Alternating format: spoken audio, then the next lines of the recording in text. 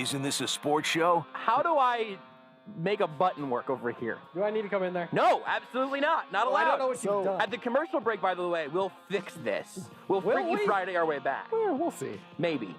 Will we? I don't know. Almost entirely. How do I play Just a click. clicky button? Click. You just Click one part of the 3 has buttons. to be on. You click on it.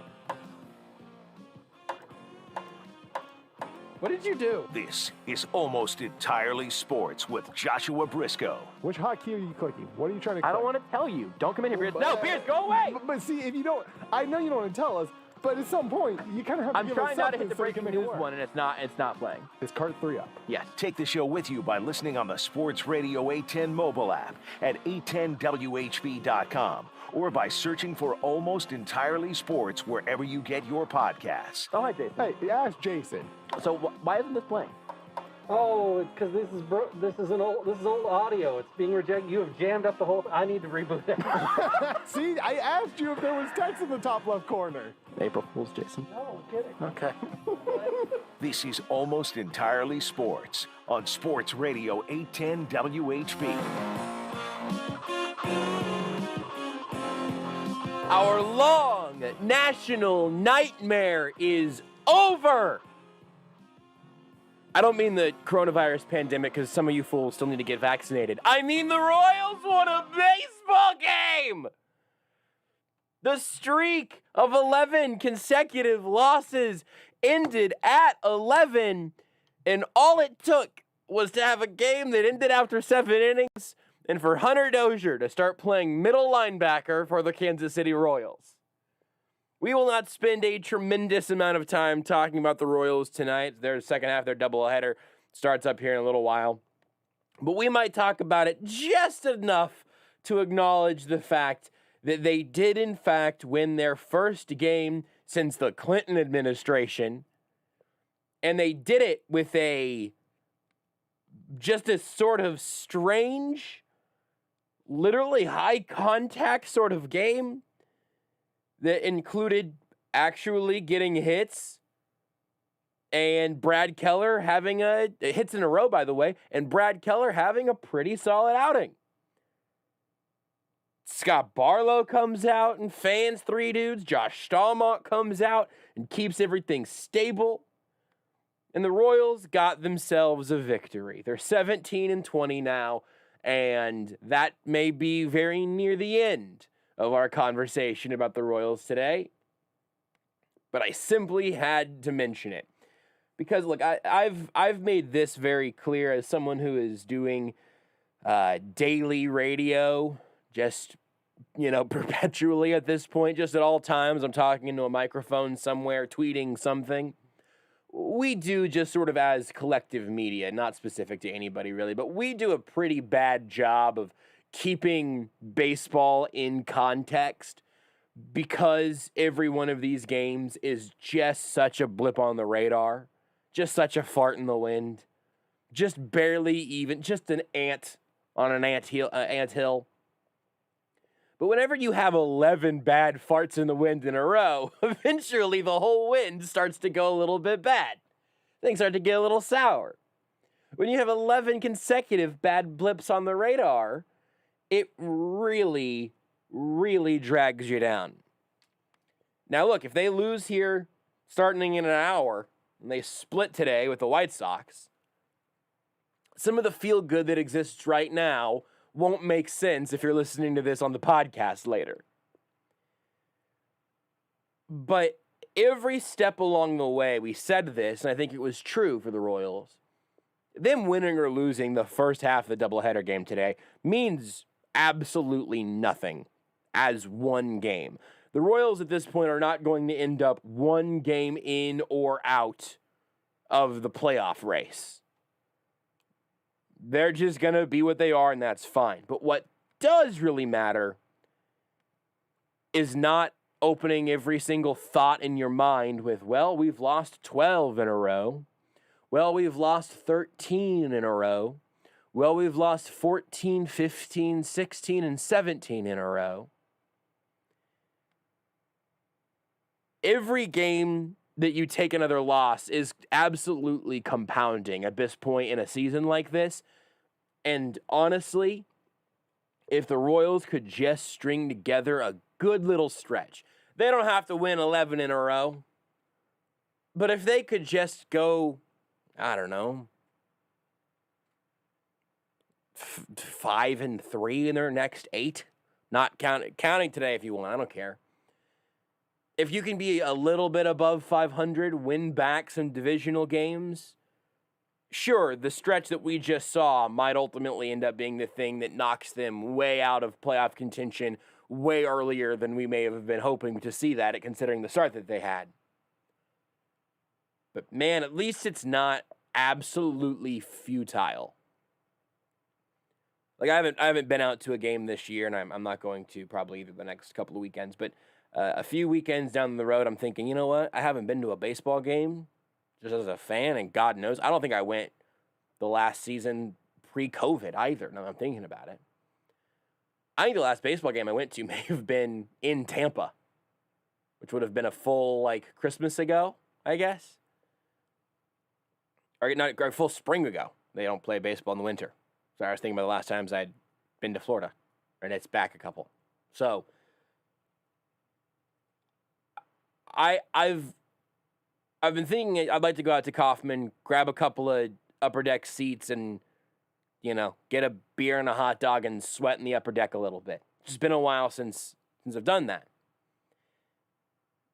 It's a little less enticing to come up with a plan to do that over the course of a weekend whenever you're concerned that you might go see Daniel Lynch get absolutely shelled. He got sent down again today, by the way. It sounds like it's a pitch tipping problem, which I guess is better than it being like a mechanics problem, and they'll work on it. But it's a little less enticing to go out to the K for potentially consecutive loss 11, 12, 13, 14, something in that range, right? It's a little less enticing to flip on the TV to watch the game whenever you're just sort of waiting to see if, again, the biggest hit that Hunter Dozier has had over the last couple of weeks was on Abreu today. That's not a terribly positive feeling to take into a baseball season, to take into a weekend, or maybe you want to watch some baseball, go to the game, talk about baseball, listen to us talk about baseball. There's a reason that it's really easy for me to say that I think we'll probably spend more time talking about the Chiefs' schedule today than we will about the Royals' baseball game.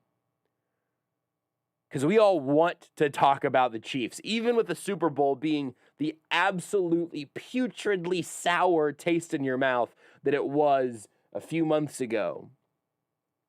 We got to experience free agency. We had the draft. Now the schedule's out. Rookie minicamp is happening. The real dead period in the NFL schedule is not actually even here yet. That will come. And around then, we will probably talk about baseball or literally anything else that we can come up with. Because it's going to be, that's the real dark time in the sports calendar. Especially if you care about football first and foremost.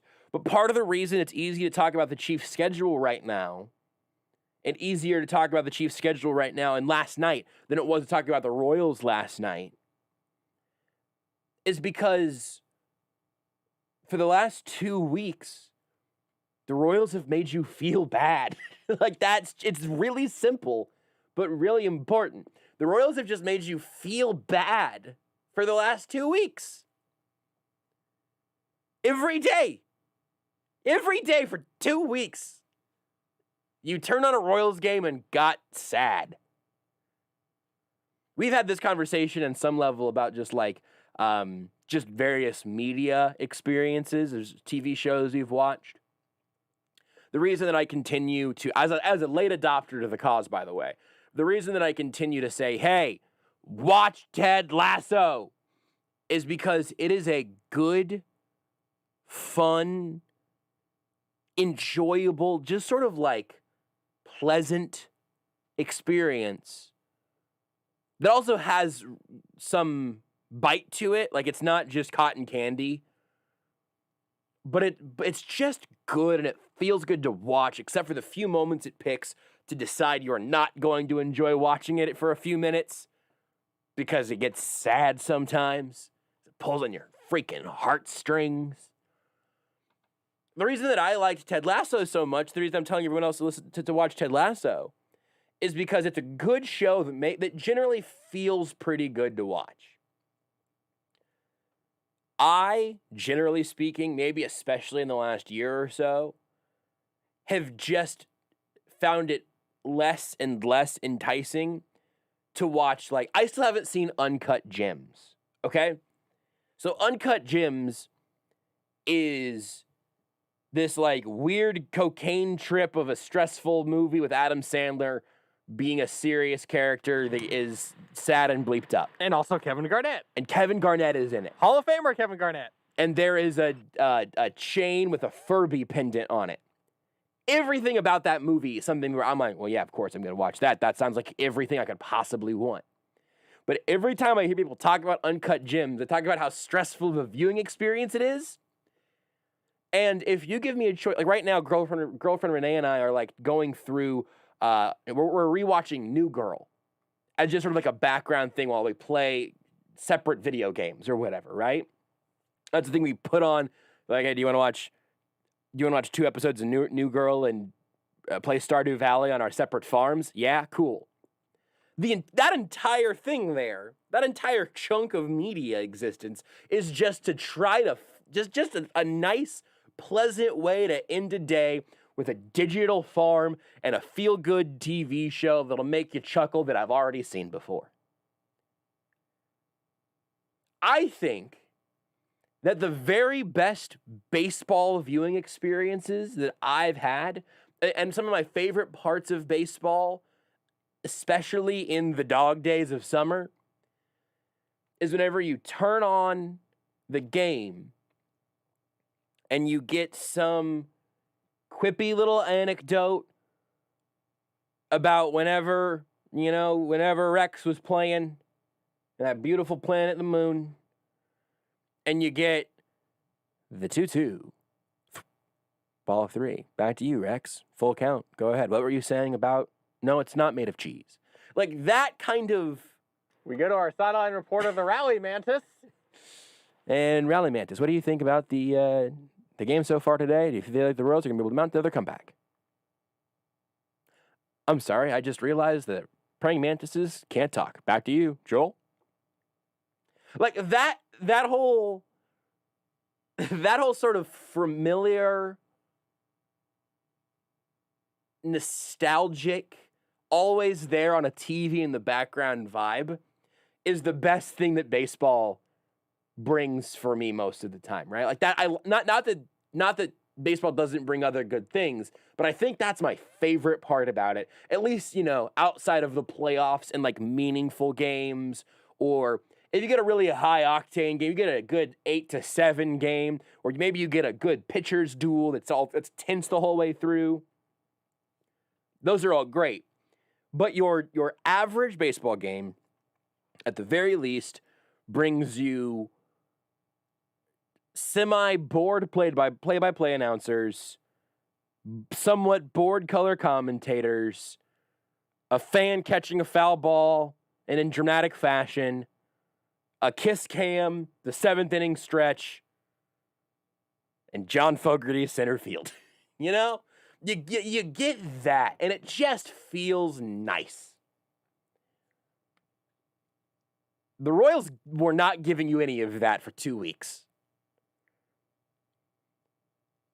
It's exactly why back at the beginning of the season, I told you if the Royals ended up being 500 even after the start at the beginning of the year, I was telling you, at the beginning of the year, after the first 2 games, where they put up 25 runs in 2 games, right? Or even at the end of the month, whenever they were, what was their best record? When they were 16-9. I just liked that we got that stretch from them because it was there was an extra little inclination to turn on the game. It was giving you a little something else. You got to just kind of sit in the baseball and soak it up and just enjoy an experience that felt nice to be a part of again. All of that and the loss of all of that is why the 11-game winning streak was just soul-sucking. And also why them winning a 7-inning game today in the first half of a doubleheader when they might lose in an hour. They might lose both games against the White Sox this weekend. They might have one win in the midst of a stretch that makes them 1-14.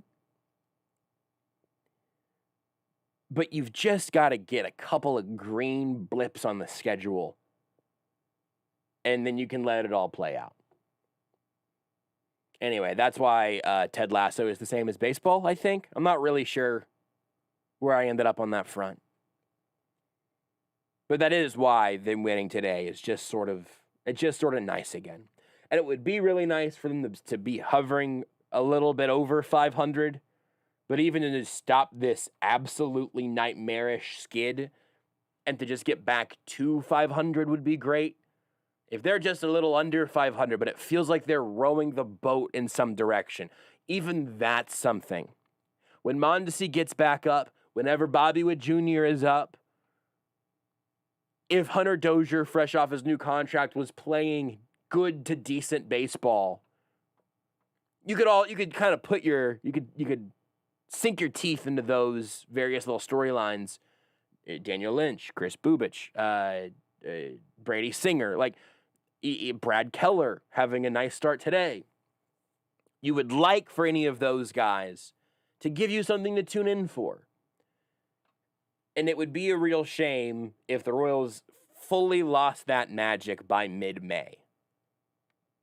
And by the end of May, maybe everything I'm saying here again, maybe if you listen to this in the future over the weekend on the podcast, you might go, wow, I'm listening to this on Sunday night for some reason.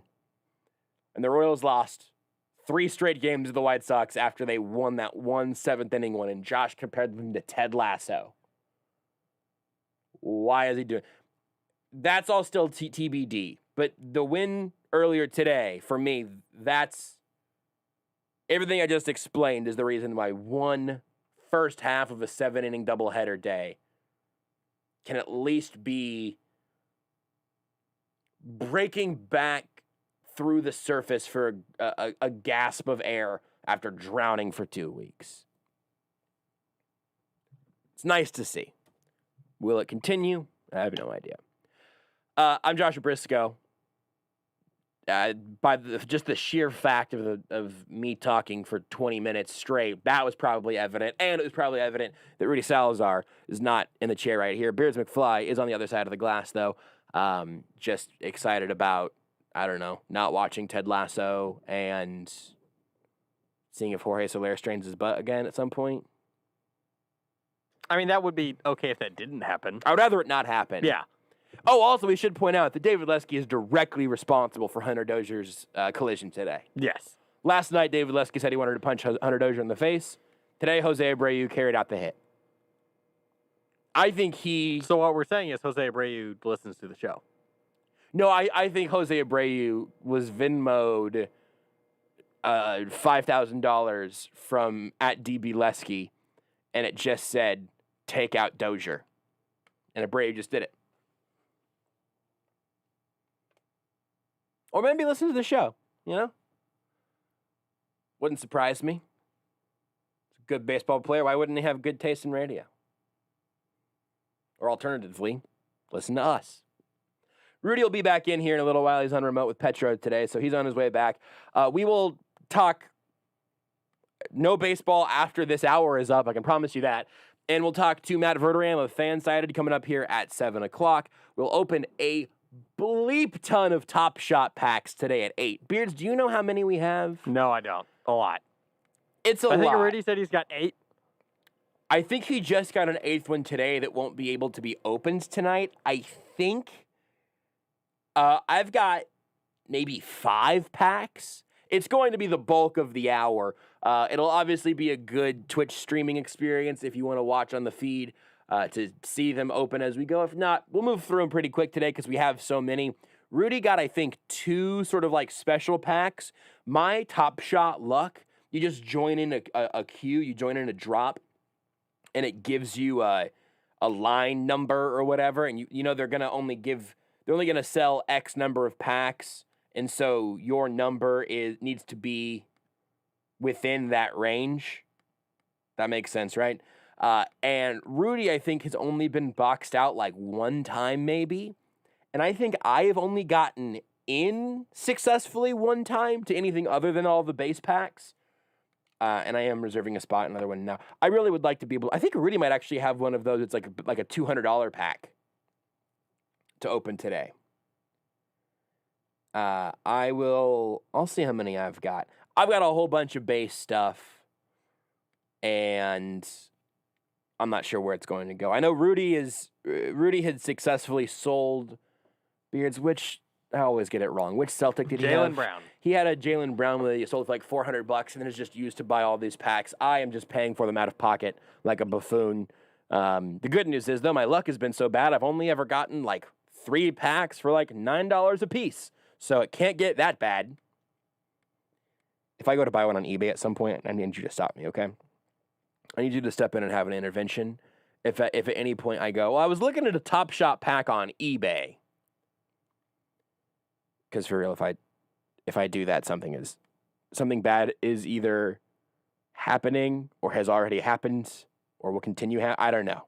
Whatever it is, it's not good. I also, like, their website is obviously under a tremendous amount of stress at all times.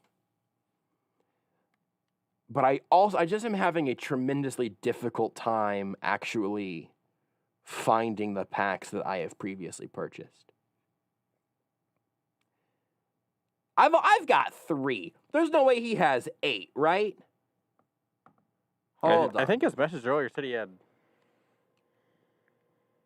6. He's got 6 currently. So I think I'm not sure if I can buy another pack. All right, so maybe he'll have 6 and I'll have 4. If this one shows up in my inventory right now, because they're doing another base set today that people can, it's open for like 72 hours. There's a new pack you can reserve to buy next week. This is where it really starts feeling like I'm the sucker, where it's like, hey, here you go. You could buy an infinite number of these if you want. Everybody can buy these. They're just all, continuous circulation. But it's just because we all love cards and collecting. Somewhere along that line, I feel like I'm probably the sucker because I keep giving them money, $9 at a time, for things that have minimal resale value or appeal. For gifts.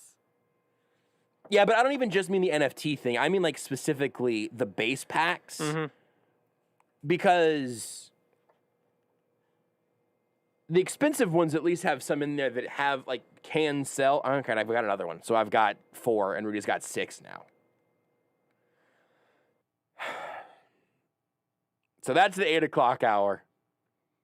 It's me and Rudy taking real money for digital nonsense to try to turn it into digital money that may eventually turn back into more physical money than we started with.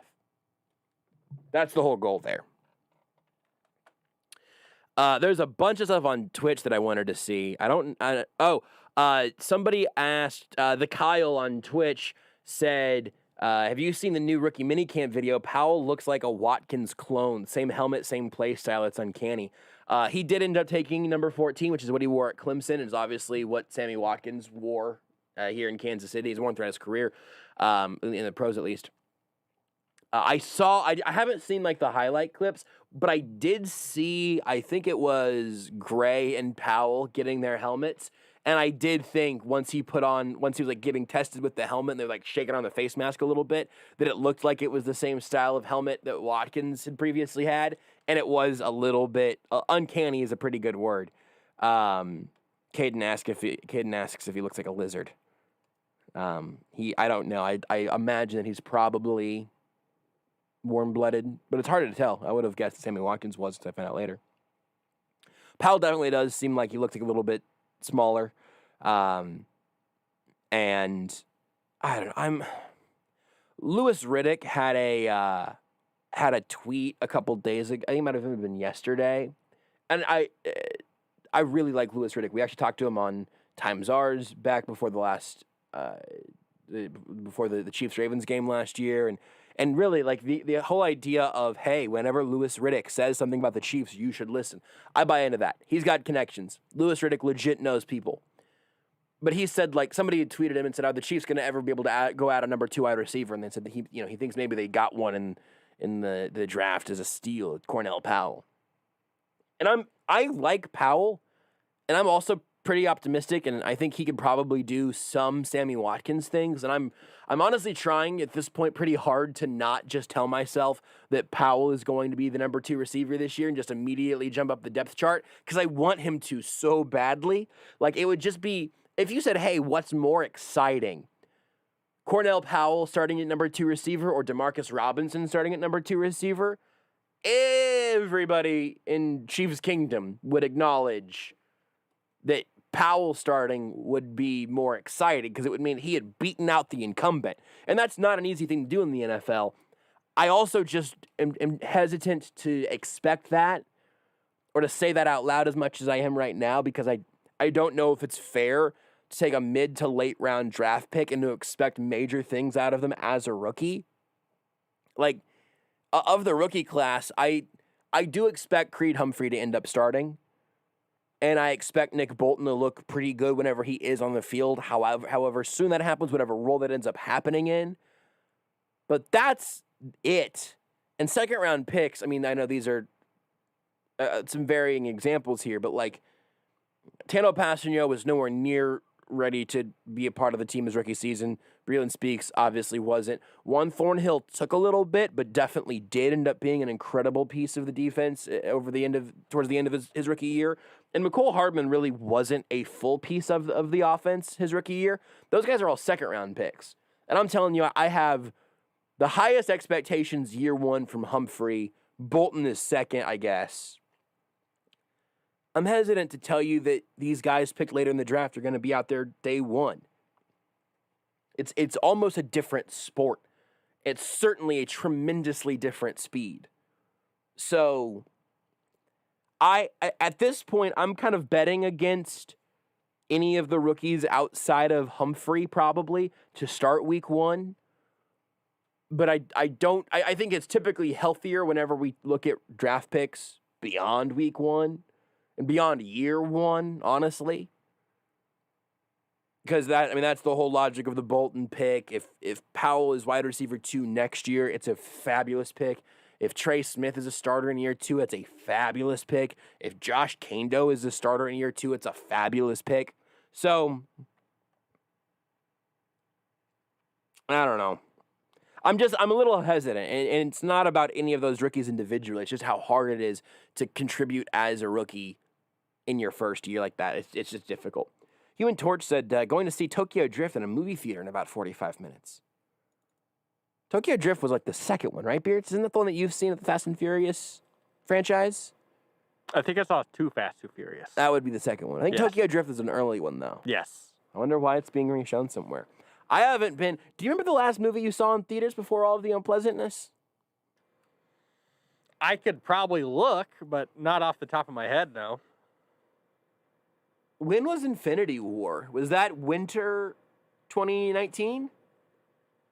You mean Endgame or Infinity I sure War? do. I sure mean Endgame. That was like April of 18. I remember most of sort of like the last handful of concerts that I went to, but I don't remember the last movie.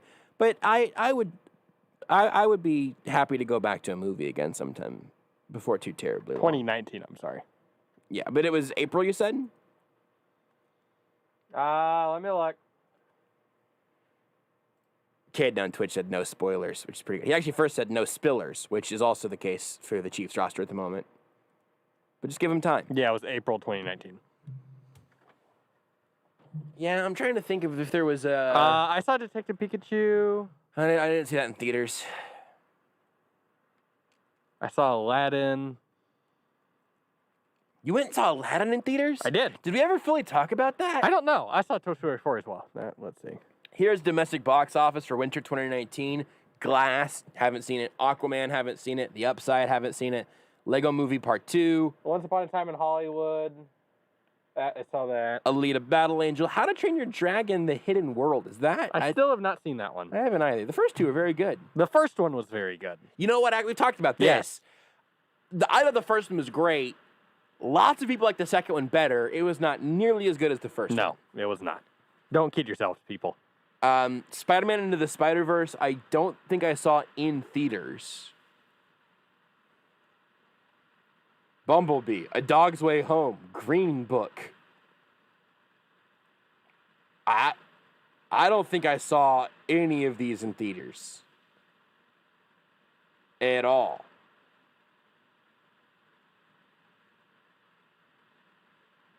Oh, Star Wars. Oh. December 2019.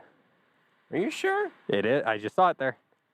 Okay, it's not on the list that I'm looking at right now. Oh, there's a winter and a holiday season. Holiday season has Frozen 2, which I didn't see, and Star Wars Episode 9. That's probably it. That's almost certainly it, actually. Yeah, holiday season has its own category, and it's got that, Frozen 2, Jumanji 2, Knives Out. Did you see Knives Out? Not in theaters. Have But you I seen it now? Okay. Yes. I didn't see it in theaters either. I saw Birds of Prey in theaters. I fell asleep trying to watch that at home a couple of It's fine. weeks ago. It seemed pretty good. I just was very tired. I fall asleep during movies a lot. Have you seen Cats? Did you see Cats? No. We should watch Cats at some point. We should see if we can... Yeah, I think the last one I saw was Birds of Prey. It would have definitely been Star Wars for me. All right, well, we answered the question that I didn't really... Somehow, Beards, you answered the question of what movie did I go to last. So, good work by you. That also means that we're legally allowed to take a break. We'll do that whenever we come back. We might... I don't think we're going to have Rudy yet. I think Rudy's going to be closer to a 7 o'clock edition, you know? Rudy's going to be in-game substitution. You have baseball. You can just say the baseball news, Beards. I just saw a tweet. Hunter Dozier has been placed on the 7-day IL, and infielder Kelvin Gutierrez has been recalled from AAA Omaha. All right, so that now too. I see it from Lynn Worthy of the Star. That's where I saw it from. All right, good to know. Well, with what we were talking about. All right, we won't take a break just yet. I'll give you a little baseball nugget here. Here's a baseball nugget. When we talked to Lesky about this last night, we're talking about Hunter Dozier, and Lesky brought up that Dozier had one option remaining, which is a brutal thing to say about somebody who just signed a contract extension like 2 months ago. But I was talking about this earlier today, just at the station, whenever that collision happened. And I was saying, look, there are probably worse things for Hunter Dozier than to maybe end up on the 10-day. I didn't think of the 7, but we'll take that. Wouldn't have been the worst thing in the world for Hunter Dozier to end up on the 10-day IL. And then maybe it even, I don't imagine that this injury will end up justifying it. But if he ended up getting a couple of rehab appearances in the minors, it may be just to let him work some stuff out. I wouldn't hate it. He's not helping the team right now.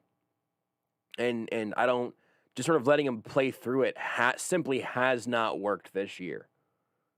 Since the hand issue, like he's just been a mess. But there was a little blip in there in the middle somewhere where he looked good for a bit, but it's just been a terribly challenging stretch for Hunter Dozier. So, honestly, just not playing baseball for a week might be good for him. And also, Kelvin Gutierrez is fine. He can step in for a little bit and maybe make the defense a little bit better, depending on how you shuffle guys around. Try to keep Jorge Soler out of right field if possible. That could be really interesting. Something to keep an eye on there. Soler was in right field again today, for the record. But something worth keeping an eye on, obviously. So there you go. Hunter Dozier to the 7-day IL after that collision with Jose Abreu earlier today. At this point, probably not a bad thing. Probably not a bad thing. Hopefully some good comes out of a really, actually, like, legitimately violent baseball collision, which is not something you see very often and certainly not as of late. So, something to keep an eye on. We'll keep an eye on it as well as we go forward. If we get any more information over the course of the night, we'll certainly bring it to you. And, maybe something good comes out of that collision in the Royals' first win in 12 games. We'll play again here in about half an hour. We won't talk about it a whole lot more. We will take a break, though. Whenever we come back, we'll see what we get distracted by. And maybe now Rudy will end up back in the studio by the time we get back from break. Who knows? That's the mystery of Almost Entirely Sports. Want more Almost Entirely Sports? Watch the show live on the Sports Radio 810 Facebook page.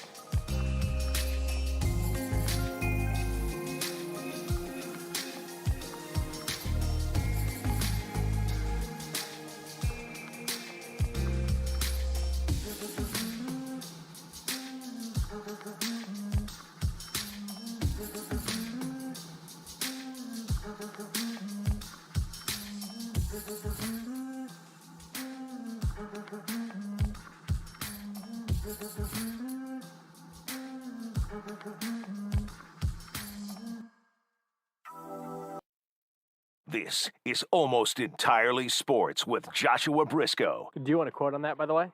Sure. From Deadspin? Yeah. Ledger died in 2008 of January when, according to director Christopher Nolan, there we go. Director. On Sports Radio 810 WHB. I frequently remember the phrase director. But for some reason, I always forget that the word director for Beards was immediately preceded by you talking about Heath Ledger's death. Yep. Which isn't quite as funny as you saying director for. Director for Christopher. You have to say the whole thing. I think it's director for Nolan is what you should start calling him now. That should be his name, legally. He should change Do it. an interview with him. Yeah. So, director for. We're sitting down here now with director for Nolan. Did you ever see Tenet either? Yes. Yeah, it was the Shot Clock review I did. Not in theaters, though. I don't listen when you talk. That's fair. Not in theaters. Not in theaters. Okay. I have it, but I have not watched it yet. It's very good. Is it very good? It's very good. Okay. I want very, very little information on this. It is a so movie walk your where line you carefully. do not have to understand the plot to have a good time. It's got great action scenes. Set pieces are cool. Did director for accidentally make Fast and Furious 9? Not quite. Okay. It's just there's a lot going on Sure. with some of like the world of the movie and all of the time stuff. Yeah. And a lot of it's just cool. Is all you need to know. Just watch it. It's fun. It's honestly one of those things where it's like, all right, is this what I feel like watching right now or not? Or should I rewatch It's a New fun, Girl? good action movie. That also has some weird stuff going on in the background.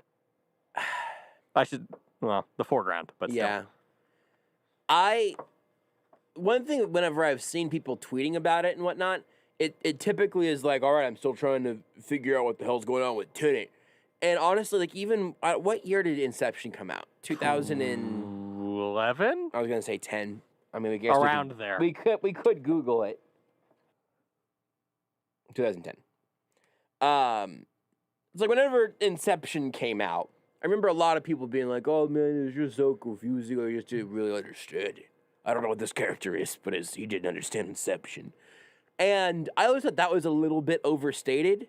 Inception's not a terribly, no offense to anybody listening right now who maybe still doesn't fully understand Inception, but Inception isn't a terribly complicated concept. Mm-hmm. Brief spoiler alert for just sort of a plot device of Inception, a movie that came out 10 years ago. Full spoiler alert. They just go into dream stuff. They go into dreams and then go deeper layers into dreams, and then those things all... The dream within a dream. Within a dream. Within a dream. Within another dream. I think it's just 3. And then into the subconscious. Exactly. You just explained that plot device in like 8 words in 4 seconds. I think people saying Inception was too complicated or whatever, we're making that a bit of an overblown issue. I have seen that same thing with Tenet, Mm-hmm. and I've wondered if that's true. And it sounds sort of like you're saying it is very convoluted, but the non-convoluted stuff is fun to watch. The way they describe some of how the world works is a little convoluted sometimes. But that's a directive for a staple, though. Sure. But it's actually not too bad. It's also one of those where it's like when you figure things out on your own, you feel rewarded for it. I love that. Yeah. I love that feeling. It's why, I won't spoil Knives Out, because frankly, spoiling it would take a while and wouldn't be that rewarding. Yeah. It's not just like... Very good movie. Excited for a sequel. Jeremy. Jeremy did it. Is there a character named Jeremy? Probably not, right? I don't remember. I just pulled a random name. If there was, I didn't do that on purpose. But they've got plans for, like, I think Knives Out 2 and 3, and the Knives Out 2... I know they're doing 2. Because there was some casting stuff about it this week. Yes, but they definitely, there's like a multi-year deal, or movie deal set up, and apparently it's got Catherine Hahn in it now, and somebody else recently got added. Hold on, I'm going to find it. Dave Bautista. Edward Norton was the most recent one that I saw. Oh, really? Yeah. Okay. Janelle Monáe. So And then Catherine Hahn was just in WandaVision and was obviously fabulous in that. Knives Out, I guess this might be some amount of a spoiler, but I wouldn't really even consider it one. Knives Out does not end on a cliffhanger. Knives Out does not end with, and come back for Knives Out 2 to find out what happened. Because that would suck. That'd be a terrible end to a standalone mystery movie. But what I would absolutely, this also kind of connects to the conversation from the first segment about just like stuff that I want to watch. I don't need even those characters to be, and I don't think they're going to be involved in the next one. But if we just get essentially a Daniel Craig doing a questionable Southern accent to a bunch of other good actors who we know from other things solving a mystery, like Sherlock, honestly, yeah, of course. Of course I'll watch every single one of those. Because that experience of watching it unfold and trying to figure it out and then realizing there was something that you didn't know that the detective found out, but maybe you had seen a couple things unfolding as you went, that's a great feeling. It's a genre of movie that I just don't think we've gotten very much of in modern filmmaking at all. The best examples of it have probably been from like TV shows like the BBC Sherlock, although it was much more self-serious. It had a decent sense of humor, but it was more self-serious than Knives Out was. So I'm definitely down for Knives Out too, absolutely. And Edward Norton will be fun. Yes. The issue is that there is no world in which I'm not going to immediately assume that Edward Norton did whatever heinous crime occurred. Right? Because yes. And he doesn't always play like evil characters. That's kind of how he started, though. But he's very good at it. Yes. He's very good at it.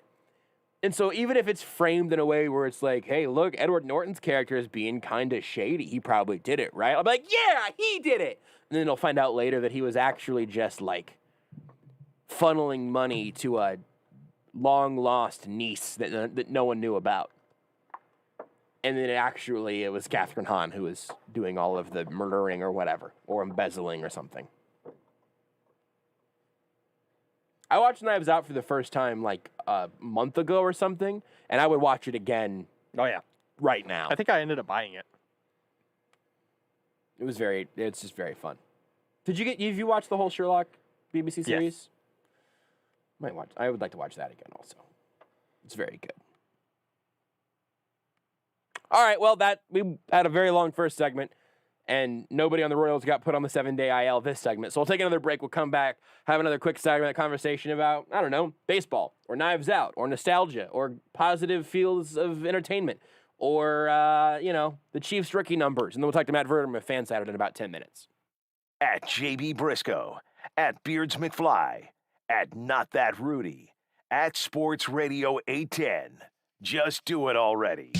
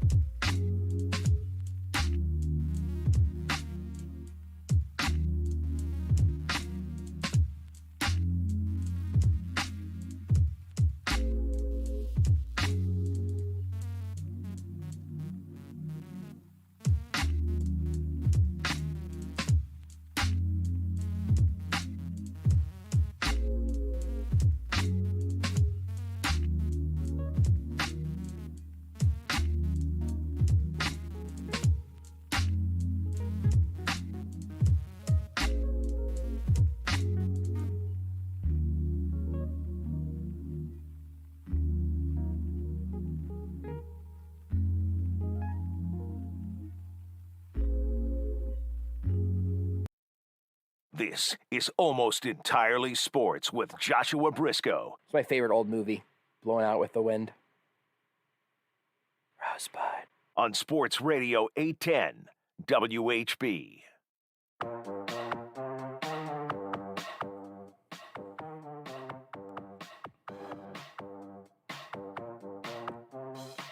Kyle Long, new Chiefs offensive lineman, was tweeting for pizza recommendations around Kansas City earlier. I don't know if this place is still a regular sponsor around here or not, but Il Lazzarone, I never do the respond to an athlete's tweet about a food place, but I want to make sure that as many people know about Il Lazzarone existing as possible because they're delicious and I love them. I also haven't been in a tremendously long time, and as soon as I saw Kyle Long's tweet and then I thought about Il Lazzarone existing, I started just getting sort of very sad that I wasn't currently eating Il Lazzarone pizza. And I've been kind of dealing with that sadness now for a couple of hours. Are you carrying a tablecloth, Rudy? Table skirt. What's the difference? You have to turn on his mic there. It's all you're good, Rudy. One is for decoration, I would say. The other is more of a fundamental. Like protecting the service. Rudy Salazar's back. He was on remote with Seren Petro earlier, so. Now you guys have told me there's a show at 8 or 6. That'd been real great. Did you not know that? That's a joke. Oh, okay. Like I come in running late because I didn't know there was a show. I'm sorry. Okay. It's fine. I was thinking about the whole drive home, thinking it would be better. It was much funnier in my head.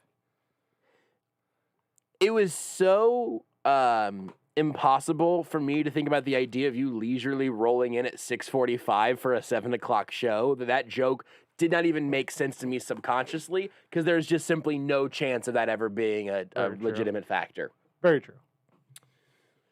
We've been talking about movies, pizza, Ted Lasso, Hunter Dozier to the IL, 7 days. Might not be a bad thing. Is David Leski's fault. Here's all I'm going to say. I'm not blaming this. I'm not going to put the blame on Lesky. But Lesky said he wanted to punch Hunter Dozier in the face, and then Hunter Dozier got knocked out. Am I saying that he may or may not have reached or slid into Jose Abreu's DMs and offered him some form of compensation? Not saying it. I'm just not saying it's not the case.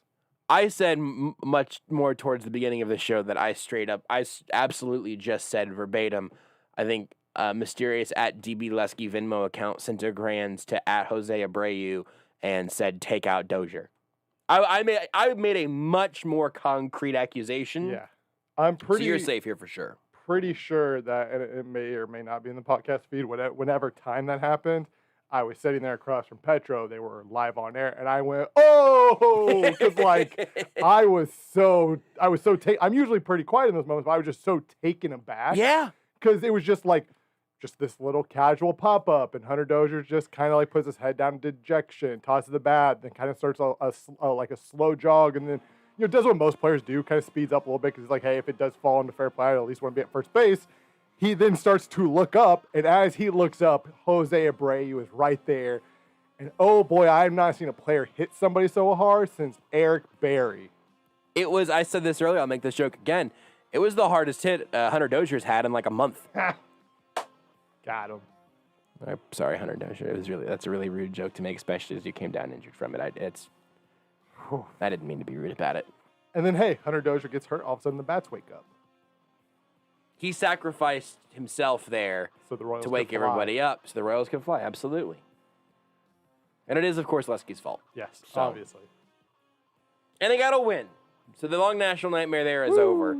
This does conclude our Royals conversation for the evening. The good news is, on the other side of the break, we'll talk to Matt Verderame of Fansided as he predicted every game of the 2021 NFL season. That's next. You are listening to Almost Entirely Sports with Joshua Brisco on Sports Radio 810 WHB.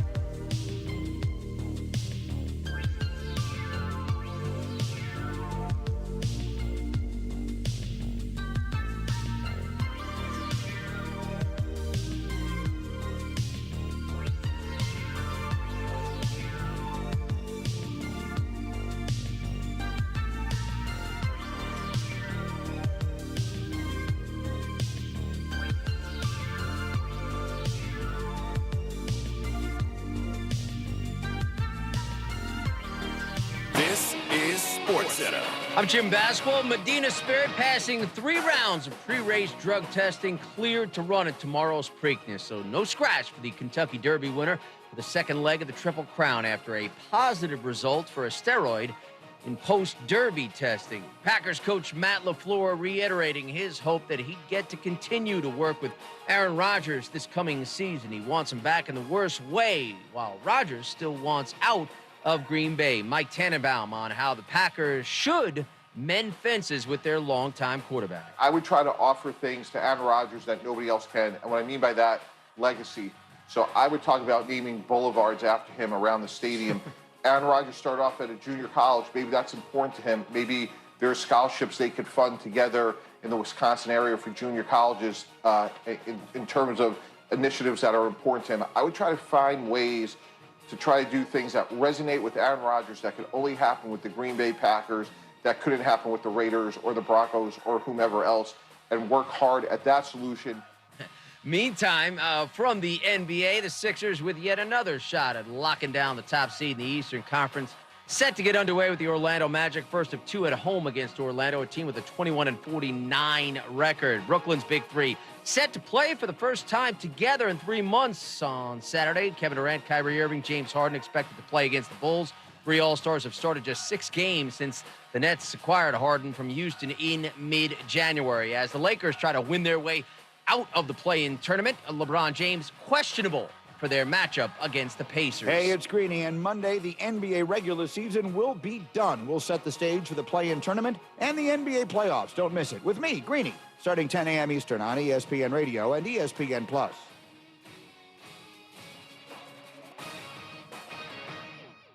This is Almost Entirely Sports with Joshua Brisco. He lives in Minnesota where he's probably got 9 feet of snow right now. Is he flying out the driveway to go get a McFlurry? On Sports Radio 810 WHB.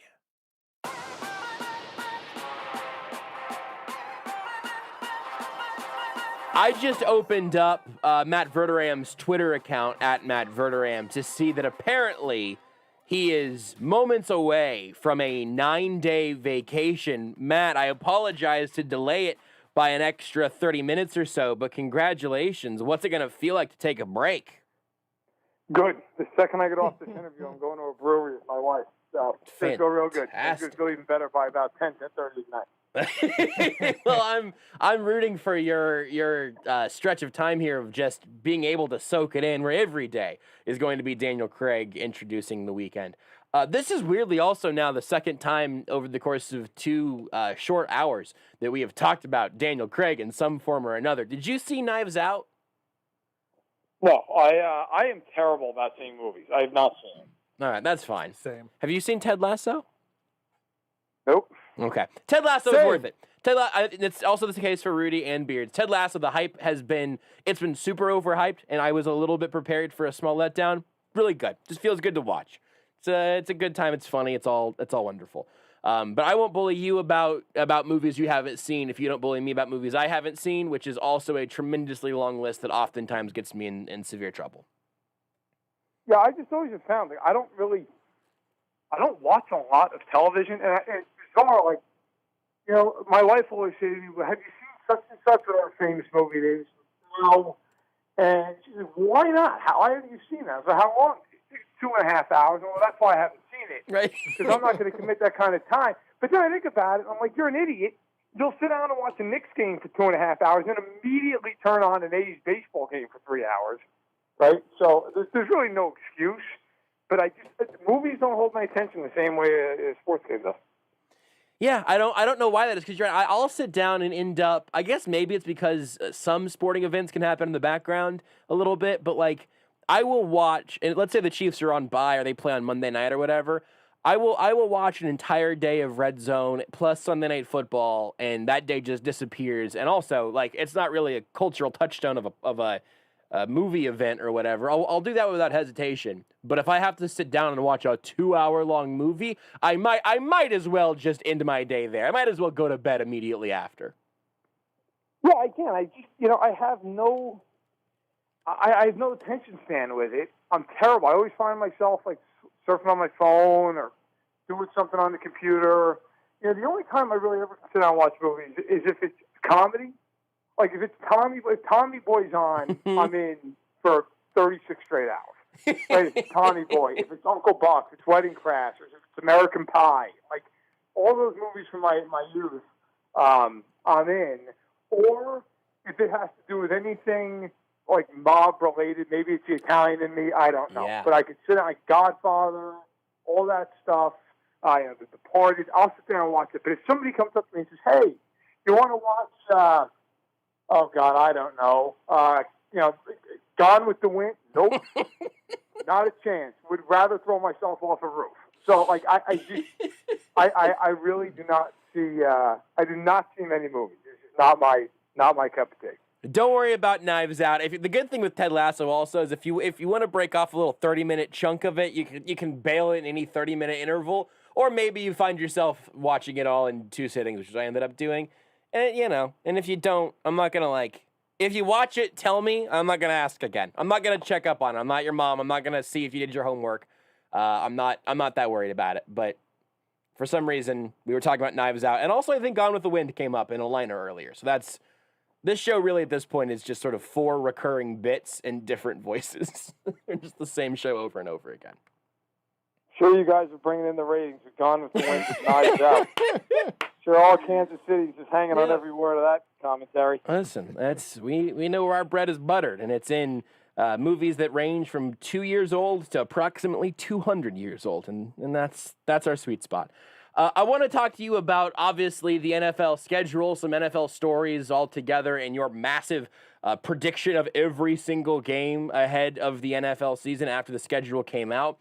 But the one thing that I've been wanting to talk about a little more this week, and I saw your tweet about it about an hour ago, I thought was really worthwhile, is the entire story that has already been and will continue to be around Juwan James. He's the Broncos tackle who tore his Achilles working off-site, I think out of state, working independently, and the Broncos released him a couple hours ago.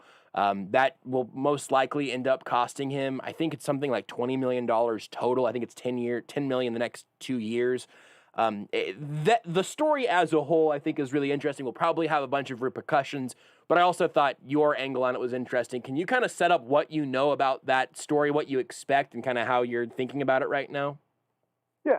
So, look, essentially, James got hurt. For anyone who doesn't know, he got hurt working away from the facility. Okay, he was working out, getting ready for the season, wasn't doing anything crazy.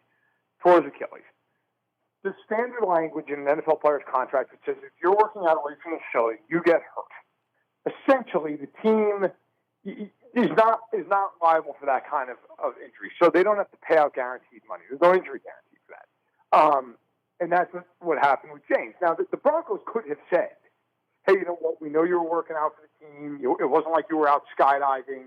We're going to pay you. They didn't say that. Now, part of that is probably because he opted out last year, the year before that, the first year before your contract. He signed with them. He was hurt. That contract's been a disaster for them. So they probably looked at this, quite frankly, as a get-out-of-jail-free card and just said, hey, let's move on. Let's be done with this, and we can free up some cap space. The players' union, is going to be furious because they're going to say, hey, look, he was working out.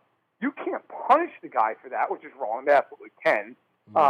But my tweet and my argument was, look, I get it if you're a player that doesn't like that. I know when he got hurt, Patrick Mahomes tweeted about it, that they're going to cut this man for this. Look, you negotiated a collective bargaining agreement last year. I was in Indianapolis at the scouting combine when all that was going down. And they all ended up voting, very narrowly, by the way, to approve it. It's just a popular vote, and a lot of players didn't even bother to vote. They could have baked into this new CBA that, hey, you know what? We don't want to do OTAs anymore that are voluntary. We want to change standard language in the contract. They didn't bother to do any of that, and then came out, a lot of teams this year have said, including Denver, by the way, have said, hey, we're not, as a team, we're not showing up to OTAs that are voluntary. We don't believe it's worth their time, which, hey, fine.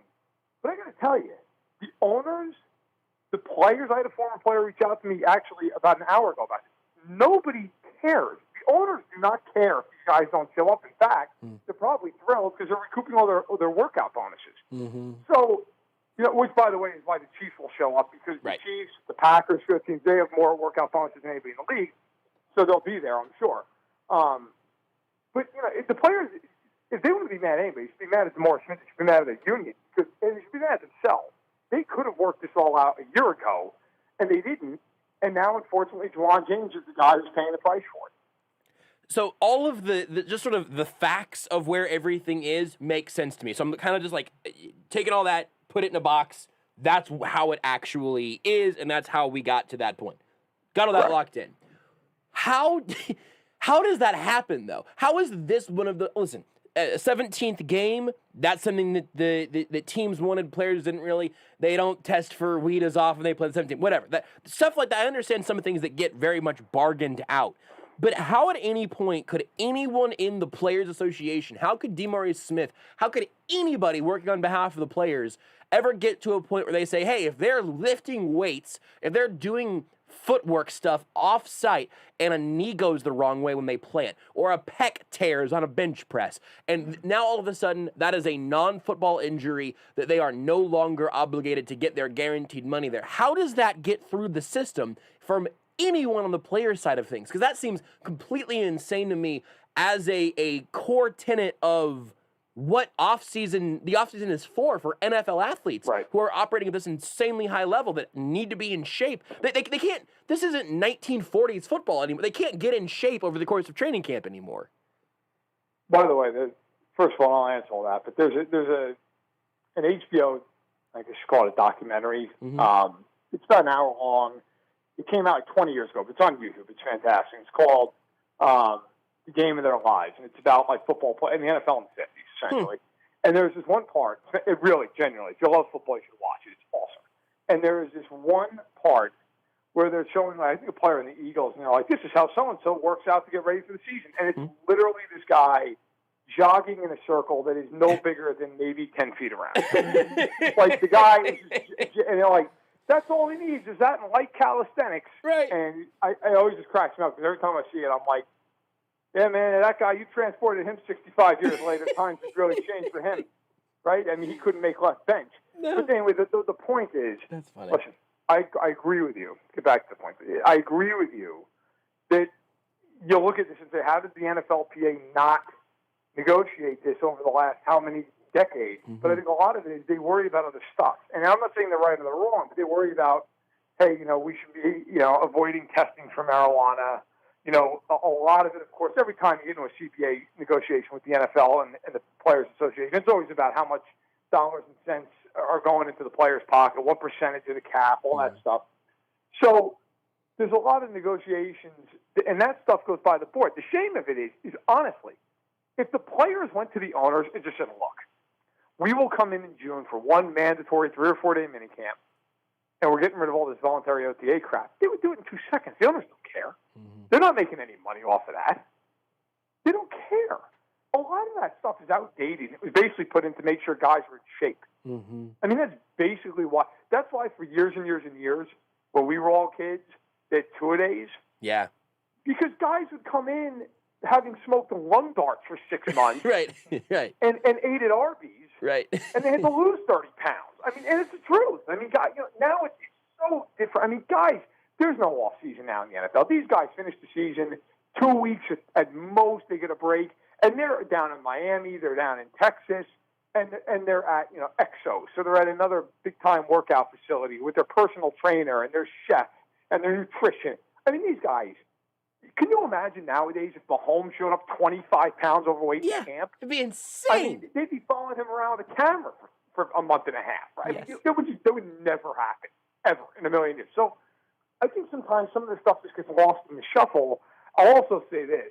For the NFLPA, of all the 4 major sports in America, their union is probably the weakest from the standpoint of, you think about hockey 15 years ago, they struck, or excuse me, actually, there was a lockout. There was a lockout for a whole year to make sure they got a salary cap in. Okay, the owners broke the players. And by the way, hockey's a close second in terms of bad unity. Baseball's got the greatest union on earth. Baseball, I'm still trying to figure out a way how to be part of the players' union in baseball. I mean, they rake the owners over the coals every single year that they negotiate, and the basketball is very good as well. The problem with football is guys aren't willing to strike or sit out for any period of time because the average career is 3.5 years. Yeah. These guys aren't going to sit. Like, people always think about the big-time star player. It's not that guy. Mm-hmm. It's the 80% of the league who's like, look, man, I might not get a second contract. I'm not missing a quarter of my NFL career because you want to get some better pension down the road. I mean, I get a pension. So that's where it comes into play for the NFL. It's just so hard for these players. But this was something they absolutely could negotiate, and they did.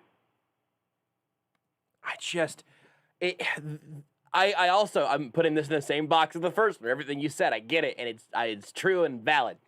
It also just is so sloppy, I think, is the word that is sticking out to me. Like, whenever you say, oh, you know, we just didn't get to that yet, that's something you say if you're a small organization or an organization who can't delegate worth a damn or Right, isn't reading the fine print. Say that again? Yes, right. If you're the local 258. Right. If you're the NFL Player Association, yeah, should have thought about it. Somebody along the line should have reread that contract and say, hey, wait a second. So if he's working out in Texas, but he plays in Kansas City, if he tears his ACL, he doesn't have to, they don't have to pay him. How did we let that get in there? But they didn't. So it's one of those stories that I think with everything you just said there, maybe the frustration at least deserves to be passed around plenty because there's a lot of room for that to go around. But I want to talk to you about the insane thing that you do every year and the insane thing that you did this year with extra games, actually, now, where you picked every single game on the 2021 NFL schedule. You went through, selected them all, you go all the way through the playoffs. I'll make you tell us all where the Chiefs end up, but you can go read this right now up at Fansided. You can go through Verderame's Twitter account, @MattVerderame, scroll down a little bit. You can click on it there and go week by week. It's insane. How did you feel about just like the general process this year as sort of your first step into predicting how the NFL season would pan out? Well, I'll say this. First of all, I think at this point, Goodell he knows I do this. Yeah. And it's turned into some kind of a cruel joke when he was like, you know what? The hell with Verderame. 17 weeks. So, listen, it's something that this is the fourth time I've done it. I enjoy it. It's a labor of love. It's nowhere, like the traffic that it gets in return, I'm sure by our metrics is nowhere near worth it, but it doesn't matter. Like, it's just something I do. It gets a good reaction. People enjoy it. And, I think, look, for me, once into the season comes, everybody already knows what all the games are. Mm-hmm. It's just a matter of when, really. So I don't do anything other than maybe just the bones of the post until the crux of free agency is over. Mm-hmm. And then I'll go and I'll pick all the games and then write out all the playoff portions of it because obviously at that point I know the standings and how it's all going to shake. And then once the draft's over, if there's some team that I really think made a big impact, then I'll go back and I'll adjust it a little, which I did. I did for a few teams, the Bears being one of them off the top of my head that I can think of, and Chargers another one. So, you go back, you make some adjustments, you drive your graphics guy crazy because he's got to do it again. And then once the day of the schedule comes, that's really D-Day for me. But the great part of it is people now, it's become like a cottage industry to leak the schedule. Mm-hmm. So I just sit there, and as long as I know that person's reputable, I'm just banging them out. I'm DMing people, texting people, hey, I'm not going to break it, but just, what's your schedule? Yeah. Give me your schedule. Sometimes that works. Sometimes somebody tells me to go to hell. That's fine. But you just keep trucking. This year I got it live about an hour after the official release, which is good. Last year it was like 3 hours. So making progress. But it is fun. But yeah, 285 games, pick them. If you like my work, if you like me on the radio station, please go to my Twitter page. It is pinned on there. Give it a read. Let me know what you think. If you're a Chiefs fan, I think you'll probably end up liking it. Well, yeah, it is your pin. Yeah, it's a pin tweet. Go click it there. Go to Matt Verderame on Twitter, and you can click that. I'm gonna dig in on the Chiefs stuff here in a second, but there are a couple of things that really jumped out to me from sort of like your final standings, and I want to just get your thoughts on your thought processes on a couple of these teams. The Baltimore Ravens, all these numbers are kind of weird. If it was 11-6 as opposed to 10-7, maybe I wouldn't be saying anything about it. But seeing them with 7 losses was a little bit of a surprise to me, which puts them second, 1 game behind the Browns in the AFC North. Right. What led in it to the thought process on those two teams? Really hard schedule for the Ravens. If you go and you look, and I don't have it all right in front of me, but if you go and you look, their schedule the last 7 games of the year is brutal. They have Cleveland twice. They have Pittsburgh twice. They have the Rams in there. They have the Packers in there. They obviously early in the year they get Kansas City week 2. They play a very, very tough slate. They have Minnesota in there at some point in the midway portion of the year, I believe. They have the Colts week 5. There's a lot of games you look at and go, man, that's a tough spot. That's not going to be easy for them.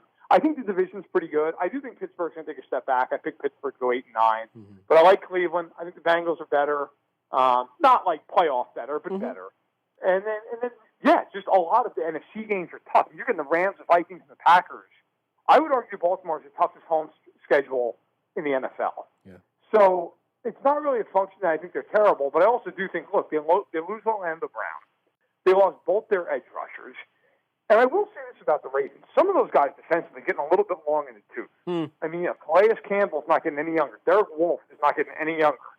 Like, you're starting to look at a team that, they beat up on bad teams because when they blitz teams the way they like to under Wink Martindale, they overwhelm you.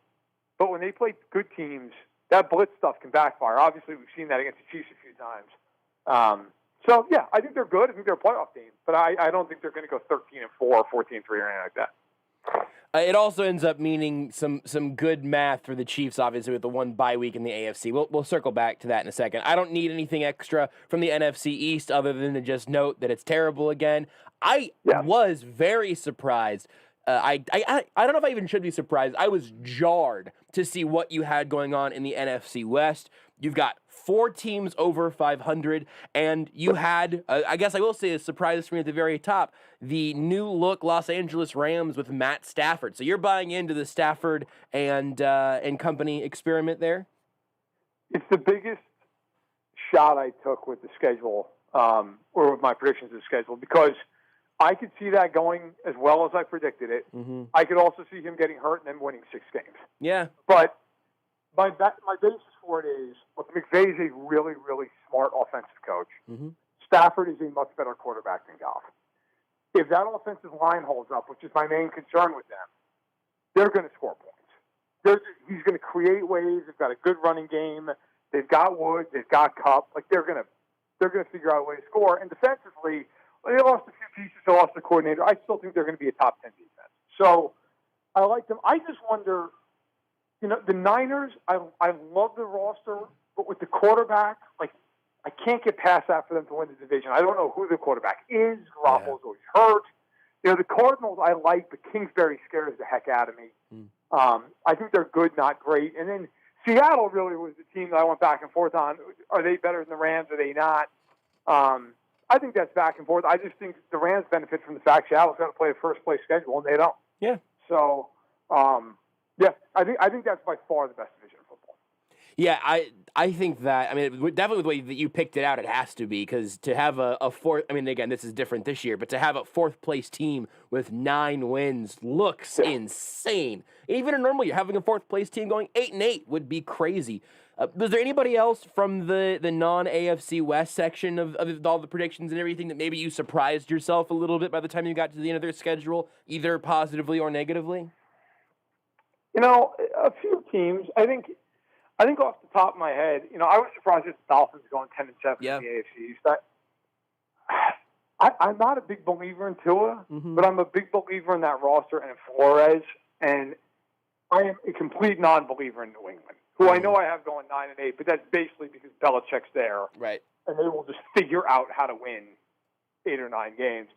I've never seen a team do more in an offseason, and I looked at it, and I feel the exact same way about them that I did going into the offseason. I feel like they just did a whole bunch of stuff, and you look at it, and you're like, yeah, but what did they really add to the team? So, Miami at 10 wins, I thought was a little higher than I would have thought going into it. And then on the downside, on the backside, I don't know that there's anybody that I really looked at and said, wow, I really, I thought they got shafted. I think probably Baltimore, honestly. Yeah. Going into it, I maybe would have thought 11 or 12, but just the way the schedule shook out, I just because I pick them blindly. I don't go down their list of games and go, okay, 1-0, 1-1, because I think you kind of end up where you think you want to end up. Yeah. I just put them randomly into the computer, and I just pick them, and then I figure out their record is afterwards. I'm a little bit. I'm always just surprised when Minnesota actually wins football games. I know there's actually a good roster behind their incredibly frustrating quarterback, and the East is interesting. It's just the whole exercise is great. It's very fun. We're obviously not going to go list all of the records, so go check it out up on Fansided. But I do want to talk about the AFC West and what happens after that. You got the Chiefs going 15-2 over the course of the 17-game schedule, with the Chargers being a pretty distant second place, followed up by the Broncos and Raiders. Have you gotten any hate mail from Raiders fans? And also, maybe more importantly and more seriously, how much is it okay to believe in the Broncos being good outside of the quarterback position? How much does Bridgewater matter? And then also, where are you on the Chargers right now? Because around here, we like making fun of the fact that they win every offseason, but I also think they're a pretty good football team right now. So I'll start from the bottom and work my way up. I have not gotten any hate mail from Raider fans. I just kind of picture when they reading it, nodding silently, and just slowly shutting the computer. They're just not good. Yeah. They're terrible defensively. Carr is fine, but there's no upside there. Like, their line is terrible. Look, we've all seen this with Carr. If they can block for him, he'll be productive. Mm-hmm. And if he can't, he's going to be terrible. That's just the way it is. He's going to throw a million bad passes if he's under pressure, and that's why the Chiefs couldn't knock him down last year. Yeah. The Chiefs struggled with them so much last year because they couldn't touch Carr. Yeah. So that's where I stand with them. Denver, I will say this, and actually I just wrote this from my Stacked in Box column going up on Monday. I think that if Denver had a real quarterback, that team would be a Super Bowl contender. Like, not that they would be the favorite, but they would be like, okay, they could win a playoff game and like maybe get rolled. Now, if they had Rodgers, they'd be a real contender. But you look at them; they have weapons. They have a defense that can play. The problem is Drew Lock led the league in interceptions last year, and the man played 13 games. Yeah. Like, I think Bridgewater's going to win that job. I don't care what they say. I think Bridgewater's going to win it. But again, look, I like Teddy Bridgewater, but he's a guy. Nobody's going into a game going, geez, I don't know how we're going to stop Teddy Bridgewater. Right? Like, it's just, he's okay, fine, but he doesn't make them a playoff team. Now, the Chargers, I share in your laughter about how they win every offseason. And I also am in total fear that half their guys are going to be hurt by Labor Day, because that's just what happens to them every year. Right. But Herbert is a game changer because he's a very good quarterback. And I love their draft with Slater and Samuel in the first 2 rounds. I do not buy into this. I've seen a couple articles now about how they could be a Super Bowl team. They're not going to be a Super Bowl. Yeah. That offensive line still needs work, and it still needs to gel. Other than Allen, they don't have any top-tier weapon. Mike Williams is fine, but he's not like, oh, my God, Mike Williams is on the team. And defensively, they lost Perriman. They lost Ingram, who they could re-sign technically as a free agent. They lost Hayward. That's a lot. Yeah. And they got a 37-year-old first-time head coach who's been in the league for 4 years. Like, I don't know that Brandon Staley is going to be a good head coach. He might be. He might be ridiculously overmatched. So I like them as a wild card team. I think they're interesting, but that's as far as I can take it. The Chiefs had the best record in the whole thing for me, and it's not a homer deal. It's just, look, they're not going to be an underdog one time this season if they're healthy. Yep. Not once. They play nobody. We just went over the division, and I picked them. Spoiler alert! I picked them to lose 1 game to the Chargers, that Thursday night game. Okay. Mm-hmm. They are going to play the NFC East, where they are going to be a massive favorite in every game they play. Yep. They're going to be massive favorites over the Raiders and Broncos. The Bills and the Packers, I think, are the 2 toughest games. Are both at home.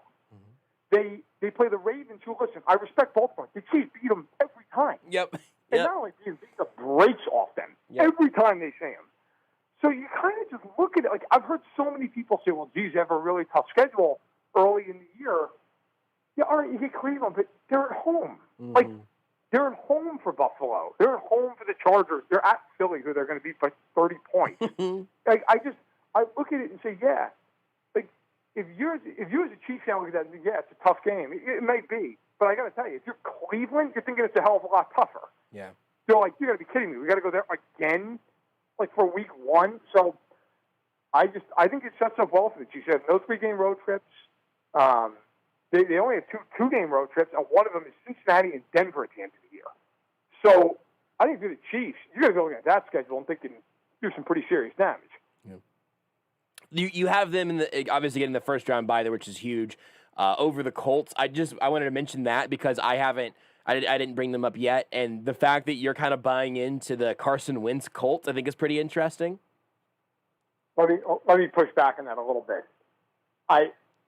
I'm not buying into the Carson Wentz Colts. I'm buying into everything that is the Colts and not Carson Wentz. Fair enough. Because that is, I will tell you, that is actually the hardest thing I had to do with the schedule, other than maybe the Rams, who I could not figure out how I wanted to go with them. And I just said, you know what, I'm going to assume Stafford's healthy, just like I'm assuming most other guys are healthy.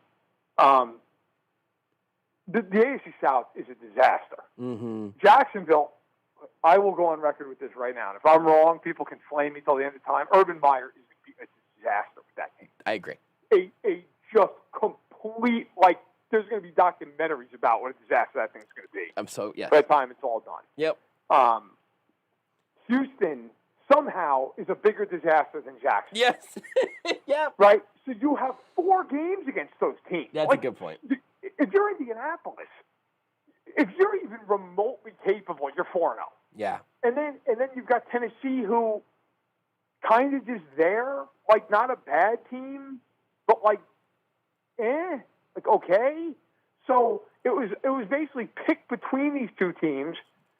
I picked Indianapolis not because I actually think Carson was the worst quarterback in the league last year, other than Drew Lock. However, getting back to his old roots with Wright, I don't think he's going to be a top 10 quarterback again. But I think he could be like Baker Mayfield for them. Yeah. And if he's that, with the rest of that team and the coaching staff, I think they're good enough to make the playoffs to win that division. And I had them winning the game because Baltimore, I believe in my simulation, plays them. And yeah, Baltimore is just terrible in the playoffs. Mm. So I went with the home team and a coin flip of a game, and yeah, it ended up playing Kansas City in my simulation, the divisional round. All right, so clearly also you have Aaron Rodgers still being in Green Bay over the course of this season. Tell us a little bit about your Super Bowl, and then we'll let you get onto that 9-day vacation. Okay, so my wife just looked at me like, "Are we going?" So I'll be there in a second. Tell your wife at your leisure that I promised not to even text you next Friday. Next Friday we will not talk to you. You will not hear from me. Good. So I've got Chiefs-Packers Super Bowl. I think it's a lot more of a safe bet, of a better bet. I think it's a lot safer. The Kansas City's there than the Green Bay. It's not even because of the Rodgers stuff. Just the NFC to me it's more top-heavy. The AFC is deeper, but the NFC, you can make a case for the Rams. You can make a case for the Niners if you want to. You can make a case for Seattle, for Green Bay, for Tampa Bay. You cannot make a case for the NFC East. But you can make a lot of different cases. I don't know that you can look at the AFC, and other than the Chiefs having injuries, good luck making a case. Mm-hmm. Who's better than them? I mean, now maybe there will be injuries. Maybe the Chiefs just play an awful game in January. I mean, that's possible. Sure. But I think there's a bigger gap between the Chiefs and the rest of the AFC this year than there was last year. So the Chiefs do the Super Bowl for me was the easiest thing going. And then I have playing the Packers. Obviously, I believe Rodgers will be there. If he's not, I would not have put the Packers in the Super Bowl. And I picked the Chiefs to win. I actually picked them to lose the regular season game against them, and then to win the game in February when it counts most. When I look at the Chiefs, I think the biggest issue they've had the last couple of years is they at times have been run over in the interior. Mm-hmm. They've been pushed back on the offensive line in the interior, and defensively you could move them at times. That is not going to happen this year. Not with Tooney and all the other guys they brought in, and they're coming back from the opt-out list. They bring in Jerron Reed. Like, it was very clear that Brett Veach saw that the same way, I guess, that I did, and was like, we have to address the trenches. They did it. I think they're the best team in football. I really do. And if it helps Chiefs fans sleep at night, I've done this 3 times. 4 of the 6 Super Bowl teams have gotten them right, and both times I picked the Chiefs to go to the Super Bowl, they went. So, and the one time I got it right altogether, they won. So we'll see how it shakes. I think at this point we should have given a spoiler alert here, much like we did when we were talking about Knives Out earlier. A full spoiler alert for the NFL season. Matt, thank you for making the time. Tell your wife I'm sorry, and we'll talk to you again in a couple of weeks. Enjoy your vacation, ladies and gentlemen, the weekend. Absolutely. See you, Matt.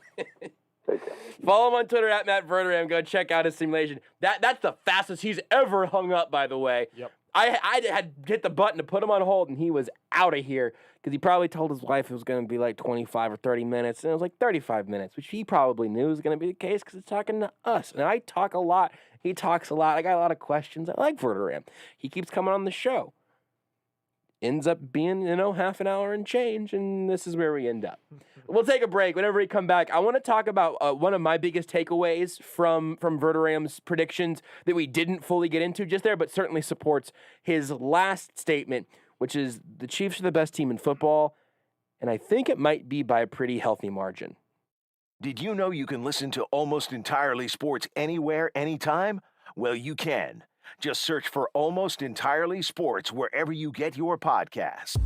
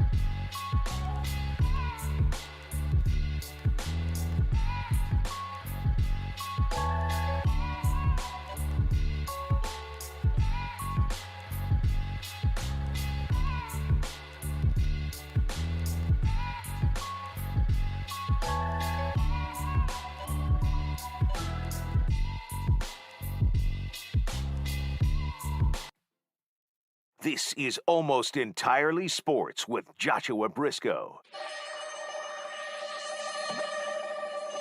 On Sports Radio 810 WHB. That was a pretty awesome radio tease that I did last segment, and I'll tell you more about it here in just a second. But first, I need to tell you about something that's going on May 15th. Friends in Service of Heroes, also FISH, will be hosting the only Armed Forces Day in Kansas City. And according to the Army, there's the only one in a 16-state area. It'll be held at New Century Airfield on May 15th from 8 a.m. to 4 p.m. It's free to the public. And there will be an A-10 Thunderbolt, a Black Hawk helicopter, a Chinook helicopter, modern and antique military vehicles. The Army National Guard 35th will be sending their pop band. The Army Special Forces Black Dagger skydiving team will be jumping out of a helicopter. There'll be activities for kids and food trucks. They're also Friends in Service of Heroes. Again, Fish will also be presenting a service dog to a soldier that walked from California to Arlington to raise awareness for veteran suicide, and a disabled Marine will be surprised with a tracked wheelchair. So a bunch of cool stuff out there. John Holt from Fox 4 is going to be the MC out there. So if you want to go check that out, they're expecting a pretty good turnout and hoping to kind of set up a template for the rest of the country there. So that's Friends in Service of Heroes at New Century Airfield on May 15th from 10 a.m. to 4 p.m., free to the public. Go check that out if that's something that you'd like to go out and support. All right, so back to my incredible radio tease as well. Going back to what Verderame talked a little bit about. Again, please, for real, guys. Hey, for real. I know we have a lot of fun around here, but sometimes websites need you to like click their things and like have their ads show up on your page, which is how people get paid and whatnot. And Verderame has a behemoth here. So I want to talk about some of his playoff matchups to make a point. But also, if you go, oh, Josh told me the playoff matchups, now I don't have to click it. Go click it. Go click Verderame's stuff, okay? But will you tell me the playoff matches? Yeah, absolutely. Thank you. But open it right now. Open Verderame's article and click through every single week. Matt, Verderame, Fansided. You'll get there. So, please support the work of the people that come on this show. They're all giving us their time just for us to absolutely waste it and talk to them about Ted Lasso and Knives Out. So, go support what they're doing, please. My computer just said this is too big and too awesome to load. That's weird. I get that error message all the time. Yeah. What, Beards? What do you want to say? Nothing. It's whenever I buy new hats. It's because I've got this sweet Quad City River Bandits hat that I love very much. Very good hat. It breathes well. It's got a good silhouette. The colors are great. The logo's great. But it's a 7 3/4. And if I pull my hat up a little bit, you can see kind of a crease in here because I got a big fat head. Yeah. So this hat is too big and too awesome to load, and thus I have a really good internet connection. And also pictures of the thing from Verderame's picks that I thought, of Patrick Mahomes. My pictures of my Patrick Mahomes And Anthony Sherman. A part of them. So the playoff matchups that Verderame ends up having here, this is like just divisional round AFC stuff. In fact, I'm gonna back up one more. I think I've clicked. Never mind. He ends up having the divisional round Chiefs-Colts. If the Chiefs have a bye week in the first round, and they get Carson Wentz's football team in the second round, and they lose that game, I will tase Seth. That cannot happen. They cannot lose a playoff game to Carson Wentz at Arrowhead after a week off. Maybe 2 weeks off, depending on how everything's played out. That cannot happen. Outside of that in the AFC, on the other side, he's got Bills-Browns. Now, look, I think the Browns are a pretty good football team that are going to have a pretty nice year. I think the Buffalo Bills are a really nice team that's going to have a really good year. Neither of them have Patrick Mahomes. Neither of them are coached by Andy Reid. Both teams have good quarterbacks, really good quarterbacks. Mm-hmm. Both teams have really good coaches, like excellent coaches. Both teams have good rosters, good supporting casts, good weapons. And neither of those teams are even as good as the Chiefs. On the NFC side, Packers, Seahawks, Rams, Bucks. That little set of 4 teams I think is better than the AFC's, but the Chiefs only end up having to play one of them. And if they get the Rams, Packers, or Seahawks in the Super Bowl, they're going to be a decent little favorite. And if they get the Buccaneers, they're going to have a starting offensive line this time. In theory. I think the Bucks probably scare me the most out of that group. Yeah, and I think that's just my we just saw it, you know? Yeah, it's the only team that we've seen Patrick Mahomes play, not where they lost, but where they got handled. Yeah. Right? Like we've seen Patrick Mahomes lose games. Like we saw the Rams game a few years back where it just looked like the Rams could do whatever they want to the Chiefs defense. Right. But the Chiefs also did whatever they wanted to the Rams defense, right? Like, we've seen the Chiefs lose games. We have not seen the Chiefs get just destroyed in a way like the Bucks. Now, there was reasons for that, right? Like, sure. If the offensive line is healthy, if they're all there. Maybe they still lose that game, but maybe now they lose the game in a way we've seen the Chiefs lose, right? Yeah. Like it is a close competitive game. I don't think the Chiefs are losing 31-9 because, Travis Kelce's wide open in the red zone, but because literally 3 defenders within, this is not an exaggeration, at the snap, beat offensive lineman, and Patrick Mahomes is immediately sprinting back to his right, like just in full sprint. It happened so many times. I understand why anybody would be.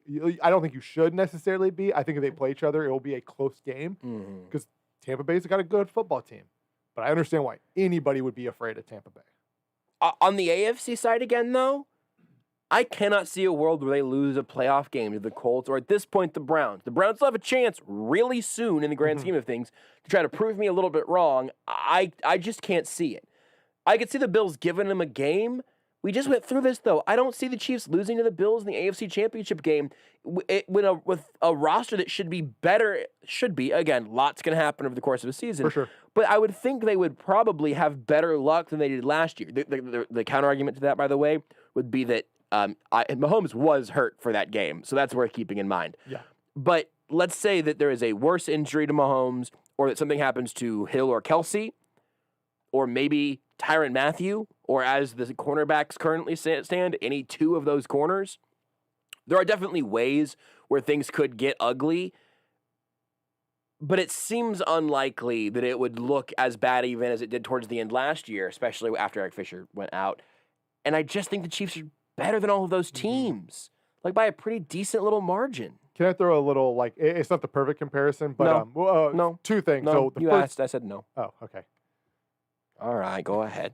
So the first thing is obviously when we talk about the team, it is under the notion. I think anybody should just assume this for people like, oh, you think the Chiefs are going to be good? Well, what happens to Patrick Mahomes? Well, we are talking about the Chiefs are as healthy as any NFL team, and that includes your starting quarterback being healthy. That should go unsaid. If Matt Stafford, Tom Brady, Aaron Rodgers, or Russell Wilson get hurt, they will not be in this round of the playoffs either. Yeah, so you know what I mean? So that should go unsaid, but sometimes it probably has to go said because people are, well, you don't know how if guys are going to be. Well, of course we don't.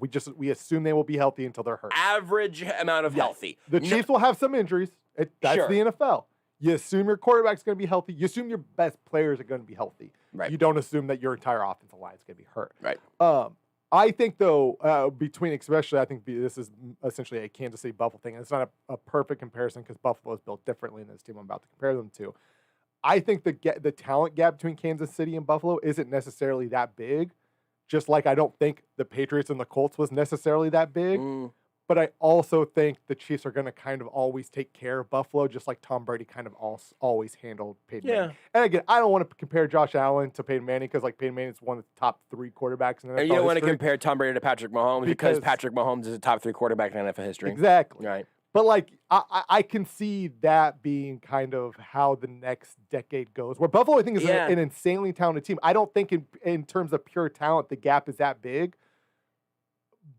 But I just think the Chiefs are going to kind of always handle them. They'll lose some games, and they're going to lose some playoff games. The Colts won a Super Bowl. Yeah, it's going to happen.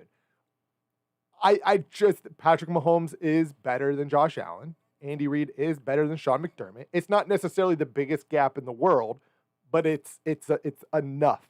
It's enough of a gap to I think that you're going to see the Chiefs just win that more times than they lose by a significant amount. Right. You would be foolish to say that the Chiefs will never lose a game to the Bills, Ravens, or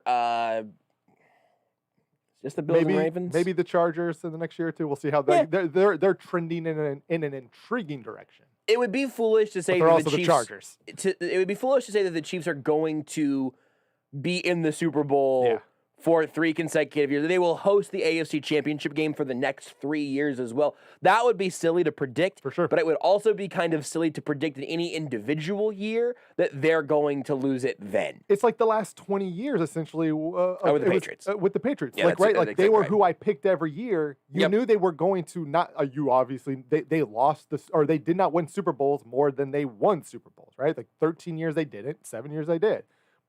But to sit here and not think that they were not the clear favorite, to not pick them to necessarily win the Super Bowl. Maybe there were some years where you know what, I think this team actually maybe is a little poised to be better, whatever. That's going to be the Chiefs for the next 10 to 15 years. Just barring Patrick Mahomes getting hurt. Yeah. Or like if a situation Your Matt Castle year. Yeah, 5 to 7 years from now, if all of a sudden Brett Veach we're seeing the same mistakes here that we see in Green Bay. Yeah. Then maybe that conversation happens. But I don't think that's going to happen.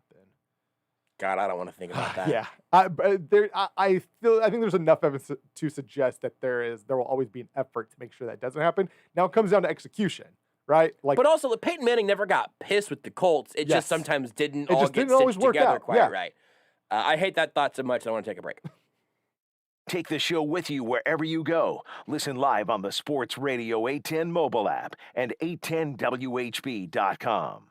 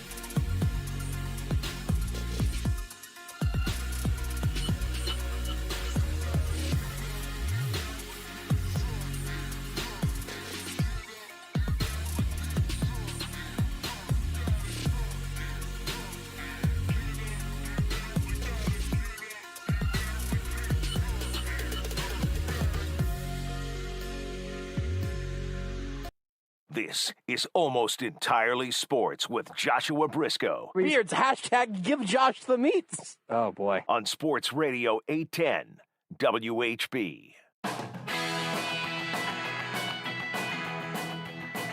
Rudy, I was wrong. I thought he was second. You were talking about, so did that catcher go first? Yeah, Adley Rushman, yes. Adley Rushman went first Who overall. went third in that draft?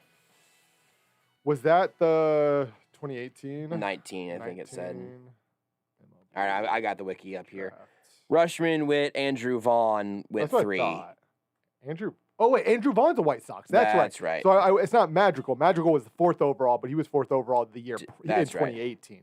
I forgot they had J.J. Blade was the 4th pick that year. Andrew Vaughn was a first third. baseman out of it's a I got the Southwest. answer. It's a Southwest state. Yep, go ahead. Keep Arizona? digging. Real close. Arizona State? Keep digging. No. Try different states, southwestern states. California. It was California. Bleep I yeah. wouldn't call that a Cal Southwestern Berkeley. state, but I was actually trying to get you to. I was thinking keep guessing. Pac-12. You know? Also, not Cal Berkeley, just Cal. I think Cal is Cal Berkeley. University of California. Yeah, isn't the University of California not Cal Berkeley? That's UCB, isn't it? I think the University of Oh, California. well, University of California is in Berkeley. comma Berkeley. Yeah. Because that's the thing. They're all University of California, comma, like Santa Clara, University of California, but Cal is Berkeley. Like, they're the only one that is referred to as the University of California. But there's like 8. They're all connected to each other. Like, they're all part of the same, like, I guess you could say organization, however you would say it. But there's like 7 or 8 of them. UC Santa Barbara, UC Bakersfield, UC Berkeley, which is Cal. It's weird. I just think what I'm realizing right now is that there are. I know more about this than I feel like I should, but if you would have told me that UCB, yeah, UC Berkeley, and Cal were 3 different schools, I would have agreed with you until 45 seconds ago. That's what just happened to me in real time. I think I learned this from Bill Walton. Back in my high school days when I would stay up late watching Pac-12 basketball, basically for Bill Walton. League of Champions. What a weird...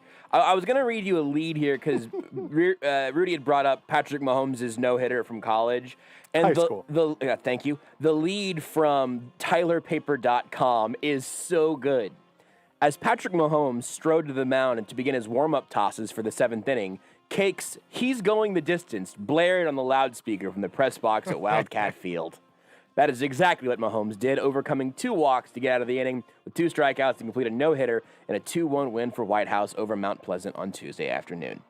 Coach came up to me and said, "You look tired. I don't know if I'm going to let you go," Mahomes said, and I just said, "I got it. I can finish it off." The last strikeout was Mahomes' 16th to go along with 4 walks. Bleep yeah. We talk about baseball plenty on this show. It's just back whenever Patrick Mahomes played it. You're listening to Almost Entirely Sports with Joshua Brisco on Sports Radio 810 WHB.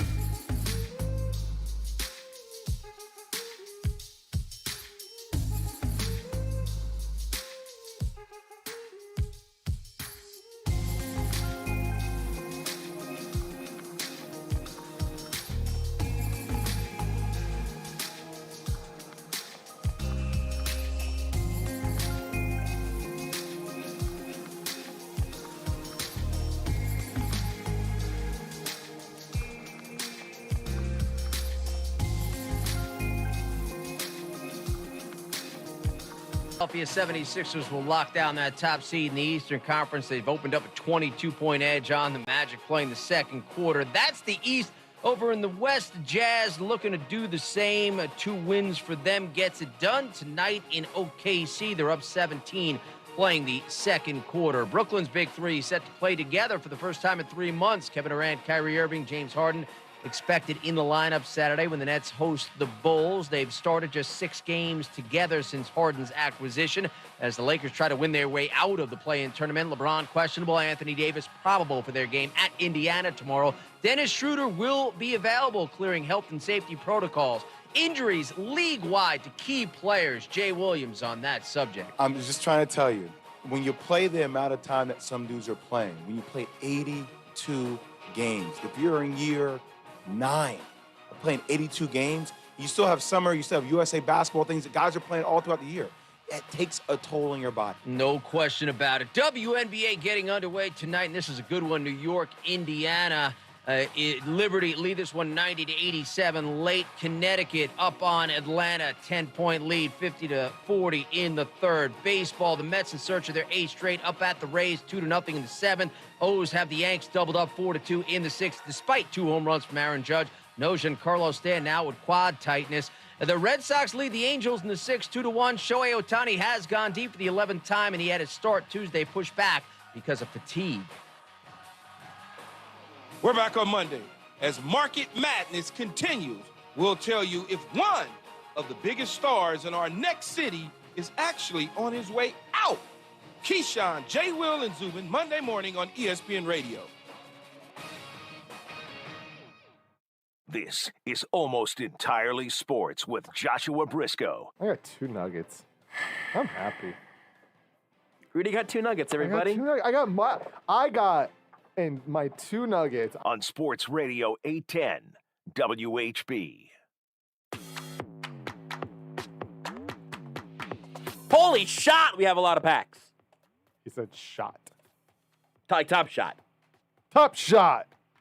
I was pretty confident in that, but then right after I said it, I had about half a second of, did I get that right? It clearly sounded like shot. No, I was just making the joke because you always do it to me, so it was just like my payback. How's it feel, Josh? Like shot.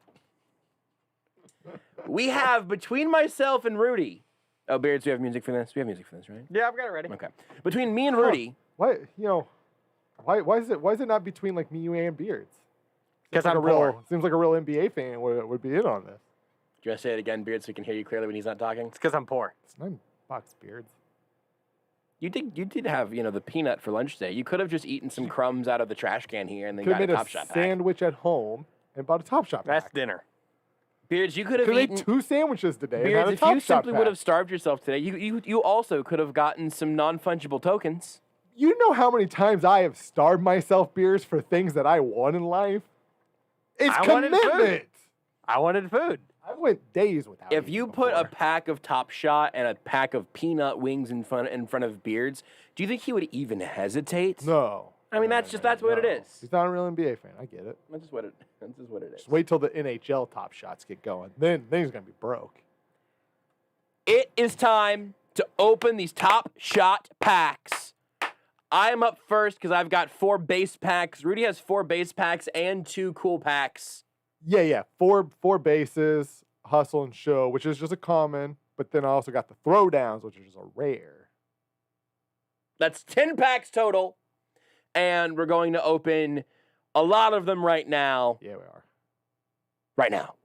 Did I ever tell you the first time I found out about Top Shot, I thought these packs were physical packs. Like, oh, these are cool designs. And then for like the first week, I thought they were like actual packs that you bought like in a store. And then I learned it's this thing called an NFT. Already struggling on the stream, Beards. This happened pretty fast. Oh, boy. I turned into a little robot while I'm doing my little dance pretty quickly. Little robot boy. Probably, if you're watching on Twitch, you're probably only about you're to moving see. pretty good on mine. All right, we'll take it then. I have 4 base set packs. Beards, scroll to the bottom and take that one from the very bottom section, and let's open that pack. This common one here? They're all common ones. But it should say release 31 or 30, I think. It's the 30. bottom. Yeah. Yep, the bottom left down there. All right, I'm going to kill our video stream because it's been a little mean. All right. Get rid of that. There should be nicer to it than Beards. Crack open that pack. And then Beards, you can open the left one, although I'm watching this on a pretty significant delay. Name that Top Shot. Everything is frozen. Oh, boy. Yeah, it is. Stream just fully stopped working, Beards. Oh, boy. Our camera's still up, though. Why is the camera still there? It's not. It shouldn't be. Oh, boy. That's how behind we are. Now you have a feel for how delayed the stream just got. Oh, boy. Oh, boy, indeed. I guess I could try opening... Let me try opening the Twitch on my computer and see if that is more stable than the one on the... No, it's on my end. Oh, boy. Oh, boy. This is a tough one here. Yeah. I see red things and alerts that I shouldn't be seeing. All right, click to reveal the left one, then just don't say anything. Whenever we see it, we'll say it. We have 5 minutes? Yeah, we'll just click the left one. That was your day, Josh. Click the left one. My day was pretty fine. I thought Chaotic Warriors comment on Twitch was pretty funny. Yeah. I'm not going to read it, but I thought it was pretty funny. He's pretty funny, that Chaotic Warrior. He's chaotic, I'll say that. And by funny, I mean true. He is a chaotic man. Beards, I'm just curious how long ago you clicked it. The video just ended. Oh! Oh, boy. Excellent. Wow. This worked fine the first couple times we did it. It works better than this. Yeah. But the internet's always like, oh, it's a Christian Wood dunk. I got wood. Yeah, I do. It's an infinite number. It's in the 32,000s. This sucks. $5 to $10, probably. Left or right? Or middle or right? Right.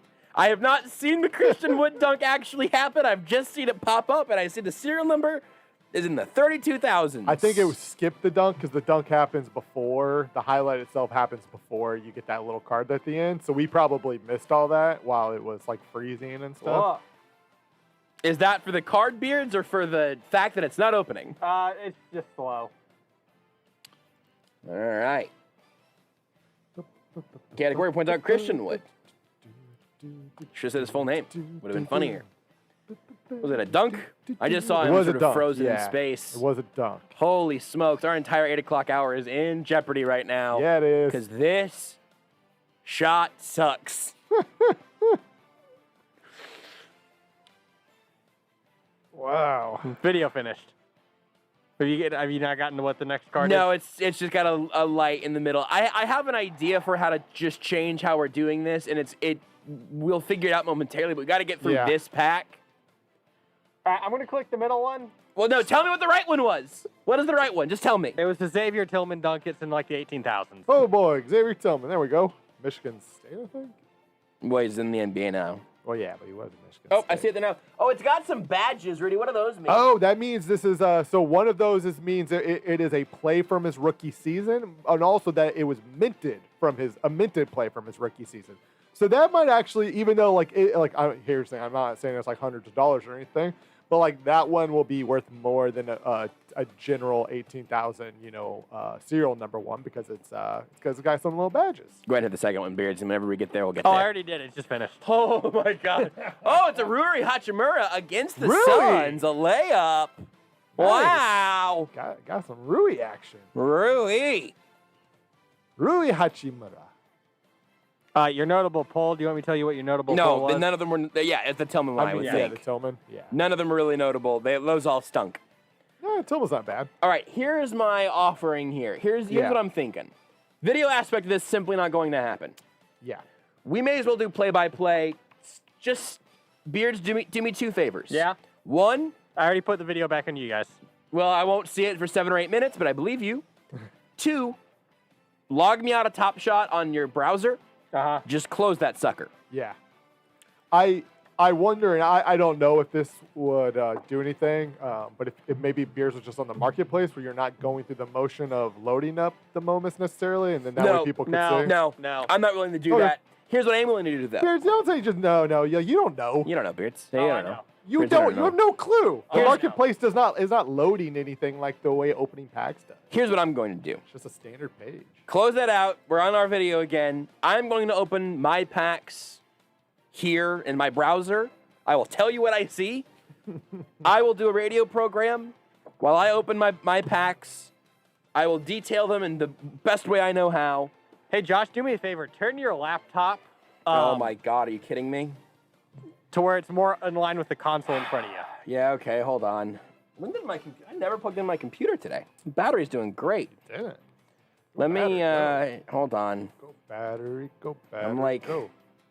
trying to clear my notifications and like turn to like do not disturb basically. Hide all those tabs you don't I want just people get to see. Slack messages and stuff. I get it. Okay. Oh, Beards, it's so sad, but it's so much better. I can probably do this. Hold on, let me turn it that way. So much better. So much better, also Yeah. so sad. All right, I'm the gonna. saddest thing here. Well, no, because we're all here. I'm gonna open my next pack. My poor laptop. I hear it screaming, Beards. All right, I'm gonna Also, go left to leg. right. First one here. It's an assist from the Spurs. Lonnie Walker, the fourth. Hey, he doesn't have the good hair No anymore. hair anymore. It's 24,000 serial number. Yeah, it is. I said this earlier. I just sort of feel like this is the base packs are where the suckers come out, and I am a sucker. Yes and no. There's some valuable Bradley ones, Beal but handles obviously, you aware of 30,000. him? Bradley Beal's not bad, though, at the very least. It's at least a player everybody knows. It's a nice play. Yeah. It's just in the 30,000s. All right, third card. That's a Heat dunk. Let's see. Kendrick Nunn. And it's in the bajillions. And a loss to the Denver Nuggets. I want it. If this is one of the things that I can put into a potential trade to get a Phoenix Sun, well, there's gotta be. I'll take it. I would say there's gotta be a chance I get one, right? Like a decent one. I got a lot of moments. I still have 2 more packs here. We're gonna just churn through them. Do it. Just churn them. Open pack. Churn them. Churn and burn. We'll also take a break after this, Churn, and Rudy, burn. if you want, you I'll can just probably log log in into here. yours. And Yeah. it would be easier for us to see it in real I time. Absolutely. can get it on Rudy's right there. If your computer will work, then true. you should open your Yeah. own. All right. Next card, it's a dunk from the Pistons. Hamidou Hamid- Diallo. Okay, hey Josh. Yeah. I'm gonna need that one. Is he a Nugget now or something? He's a Kentucky Wildcat. Okay. I mean, it's at 28,000. These have all been continuous circulation. That's fine. It's all I'm suck. just gonna need Here's it. a 3 from a Pacer, Karis LeVert. It's a lower serial number. Oh yeah, 53. It's at 5,000 in the 5,000s. Yeah, 5,300. Excellent. I'm a rich boy. Out of all of them, that's the one I'm gonna pull that. You can keep going. I'm gonna pull that one up because I would say out of all of them so far, that's the one that's most. Jumper from Paul George. It's in the 24,000s. Continuous circulation. It is Paul George. Yeah, it's Paul George. Which is nice. Well, the Karis was Oh my God. 3-pointer, 53-40. 3-pointer. Karis LeVert 3-pointer. right? You keep going. I'll pull. It up. I will. I would even go faster if I could bear the excitement. Last pack. I've been waiting like 3 weeks to do this. Can I get a Phoenix Sun? Or one that's not going into my virtual bike spokes? So 53, the serial number 5,308 sold recently. You want to know how much it was for, Josh? Yeah. $3. God. I mean, I've definitely lost money on this one. I've definitely paid for gifts. Here's a Gordon Hayward dunk. Hold up. Serial number stinks. I just went to the top sales for Karis LeVert. It was $178 by somebody named Bray McFly. Beards. Wow, he's been in and out this whole Do time. you have an alias? Nope. Are you Bray McFly? I am not. This is a nice dunk from Gordon Hayward. It's a fun. Ooh, it's a Gordon Hayward dunk. Yeah, it's just also not near where I want it to be. I'm going right side here. Do it. Another dunk from a Oh, wizard. 2,916 though. Yeah, Chandler Hutchison. Oh, that's a limited edition one. See how it ends in 12,000? Out of 12,000. All right. You want to look that one up for me? I think it's a limited edition one. It's not continuous circulation, whatever that means. Yeah, that means okay, so it is a limited edition. Yeah, continuous circulation means they may make more. Limited edition means that's as many as they'll ever make. That is my first limited edition one in 4 packs. It's also got a little badge. What's that little badge mean? Little TS badge. Oh, that is his first available Top Shot. Yeah, it makes sense because I don't know who that is. Chandler Hutchison. That number is 2916. It's his only moment, actually. Yeah, in the NBA. Not even Top Shot. Last one. Top it's a Pacer was dunk. $4,000. All right, this one might be that right there's the money. Jakar Sampson. Yeah, I know Jakar Sampson. Used to play for the Nuggets. If he dunked on me, I wouldn't know who he was. Indiana. Also limited, though. Also a limited one. Maybe Indiana. This one around your range, I would say there's, well, one person has it up for sale for 20 grand, but he hasn't sold it. 8 to 15 bucks, it seems like. On which one? Oh, Chandler Hutchinson.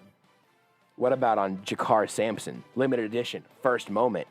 Number 2260 out of 12,000. Okay, let's pull Jakar here. Jakar Sampson. Yeah, I used to play with Jakar Sampson when he was a Nugget in 2K. Well, that was awesome. I love that. This was a rewarding experience. What? 8 to 10 bucks.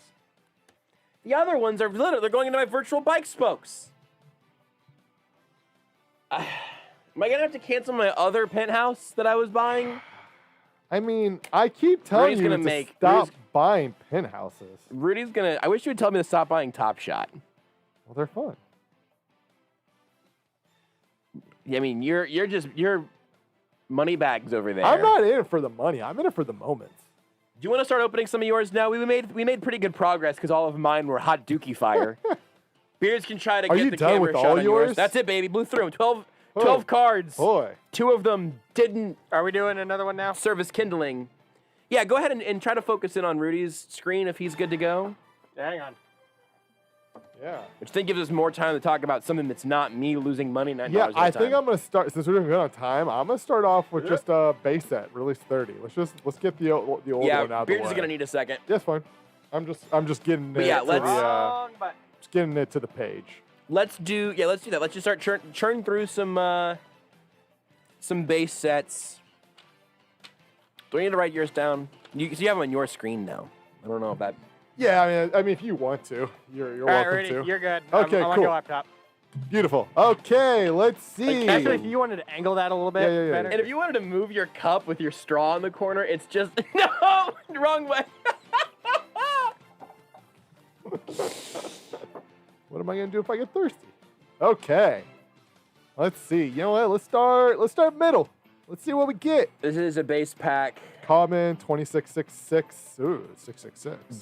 Daniel House. I'm going to call him Danwell. It's Daniel. No, they went on over the Danwell. Levitard show. I'm doing it on purpose now. Yeah, it's Danwell. Danwell. See that serial number? Well, 666. I actually don't. Can you tap up a second, Beards? Just a little bit so you get the serial numbers in? Oh, yeah. Move up. Yeah, but it's in the middle of a 2 and a 0. So. Well, this is 666. You want to sell it for $66, God bless you. $666. Right. My Nuggets. That's a Hornet. Nugget. Oh, I think it's the same dunk you got. Effing Gordon Hayward dunk. 15757. A lot of 5 I think that was better than mine. Nice dunk. That's I have 2 Gordon Hayward moments now with the Hornets. That's more than Beards has, just as a Celtics fan. Spurs jump shot. DeMar DeRozan, 28-42. Oh, against the Nuggets. This hurts. Get it out of here. I don't want to watch this. You should be able to release Top Shot like you can Wild Pokemon. Just release it into the wild. I want to shred this in the machine that is the professor's candy machine that shreds the Pokemon into little pieces. I want to do that to this moment. All right, that's pack number 1. I wrote nothing down, Rudy, because none of those were terribly impactful. Yeah, that's fine. Yeah, the DeMar DeRozan's definitely the best one. But it's a CC, common one. Let's just keep moving on then. Keep shredding base packs. Let's just do it. We can get through all of these super fast. Yeah. We're gonna get through all of these today. I can't believe it took a total breakdown of internet for us to figure out that we had a better way of doing this. It just works so much better. Which is just to record, like, just the boomerist way possible. Yeah. Grizzly, 484. I thought it was a Doug McDermott. Oh, wow. Out of 4,000. This is it's against the Celtics. It's a white boy dunking against the Celtics. This is priceless. So what is that? That's interesting. What's the serial number there? 484. Out of 4,000? Yeah, Sean McDermott, 484 out of 4,000. That's got to be something kind of interesting. Is Yeah. there any little... oh, yeah, look at those badges. So we got play qualifies for all 3 rookie badges. So that's instead of having apparently there's 3 rookie badges. And also it was his first available NBA Top Shot. Lowest ask right now is $20. None of them have sold yet. And let's see if I can let me get you a low serial number around your 484. I'm gonna go ahead and click the next go ahead and one. go ahead and click the next one. I scroll. Eric Gordon. I like Eric Gordon. That's a It's infinite. it's not worth number. anything, but it's just kind of cool to have. So around 484, they're selling for there's 489 is $63, 495 is $45, 477 is 165. Unfortunately, 420 is the one that's selling for $1,000. Gotta get that 420. So here's the thing, though. I'm gonna hold on to Sean McDermott because when the day he's inducted into the Hall of Fame, yeah, huge. I will have the premier Top Shot moment. Absolutely. Here we go. Last one. We got a Pistons. Isaiah Stewart. A dunk with an infinite serial number. One of Isaiah Stewart to me is the guy who I saw mocked to the Celtics last year like a billion times. I felt like he obviously not a Celtic, but I felt like he was mocked to the Celtics frequently. Give me another base pack, baby. Do it. LFG. Do my progress. Let's flip and go.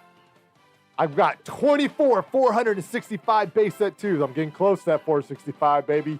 Oh my God! Somebody probably has completed the full set, right? Definitely. Keep going base. Keep doing base packs here. You sure we don't want to maybe mix in with the Hustle and Show? I think we might take a break cool. and then come back in with cool. the big boys. Let's do it. Okay. If anybody isn't here for the base sets, they would have left whenever I was opening poop emoji after poop emoji. Very true. Here we go. Base set Series 2, release 33. Oh, that 33rd release, that one right there. Oh boy. Pretty excited about the that Sean McDermott. Good one. And you know why I'm excited about it? Is because I literally never heard of Sean McDermott until this moment. Yeah. And it's actually not a bad one. And now you're invested in his career. Now I'm all about Sean McDermott. Okay, so let's see. I've done center, right, left. I've done, I think, right, left, right, center, left. Let's go left. I don't think you've just read left to right yet. I think that's a Cavs dunk. Isaac Okoro, Georgia Tech. You know everything about where players played in college. Yeah, man. Continuous circulation. 1800. Meh. Yeah, I'm not. Yeah, nothing special. I'm not searching the It's marketplace a nice for dunk, anything though. in 5 digits. Yeah, it's like $5 probably. Nice dunk, but like $5. Rudy, I had to tell you, but Okoro went to Auburn. That's what I said. You said Georgia Tech. Nope, Yeah. definitely said Auburn. I do remember that he went to Auburn. Now he was Bruce Pearl's best player. Got a couple little badges on that Okoro. I don't give a Yeah, bleep. those are the rookie ones. Yeah, great. Yeah, meh. If you see those little ones, it means it's That's a Nick. Austin Rivers. You know who Austin Rivers is now? He's Doc a Rivers, Nugget! the son. I know it's not with the Nuggets, but it might as well be. Austin It's an Rivers is a honorary nugget. Yep. That's an imaginary That's nugget for going Rudy. in Rudy's Nuggets showcase. Here we go. Oh, Brooklyn. It's Joe Harris. Now, this has got to be. Of the Brooklyn Nets, Joe Harris. But this has got to be rare because Joe Harris is a white three-point shooter. A dunk? This might be the only one of his career.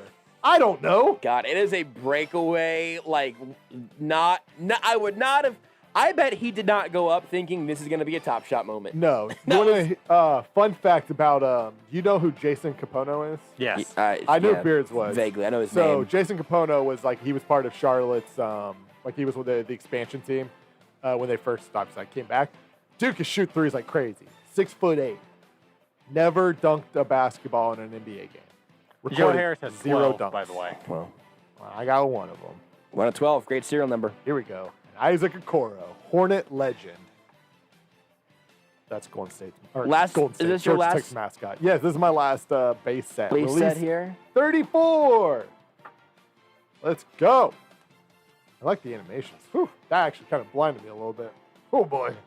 Was not ready for that. It's the same one that you've had the last like 4 times. I know, but that time it hit me a little harder.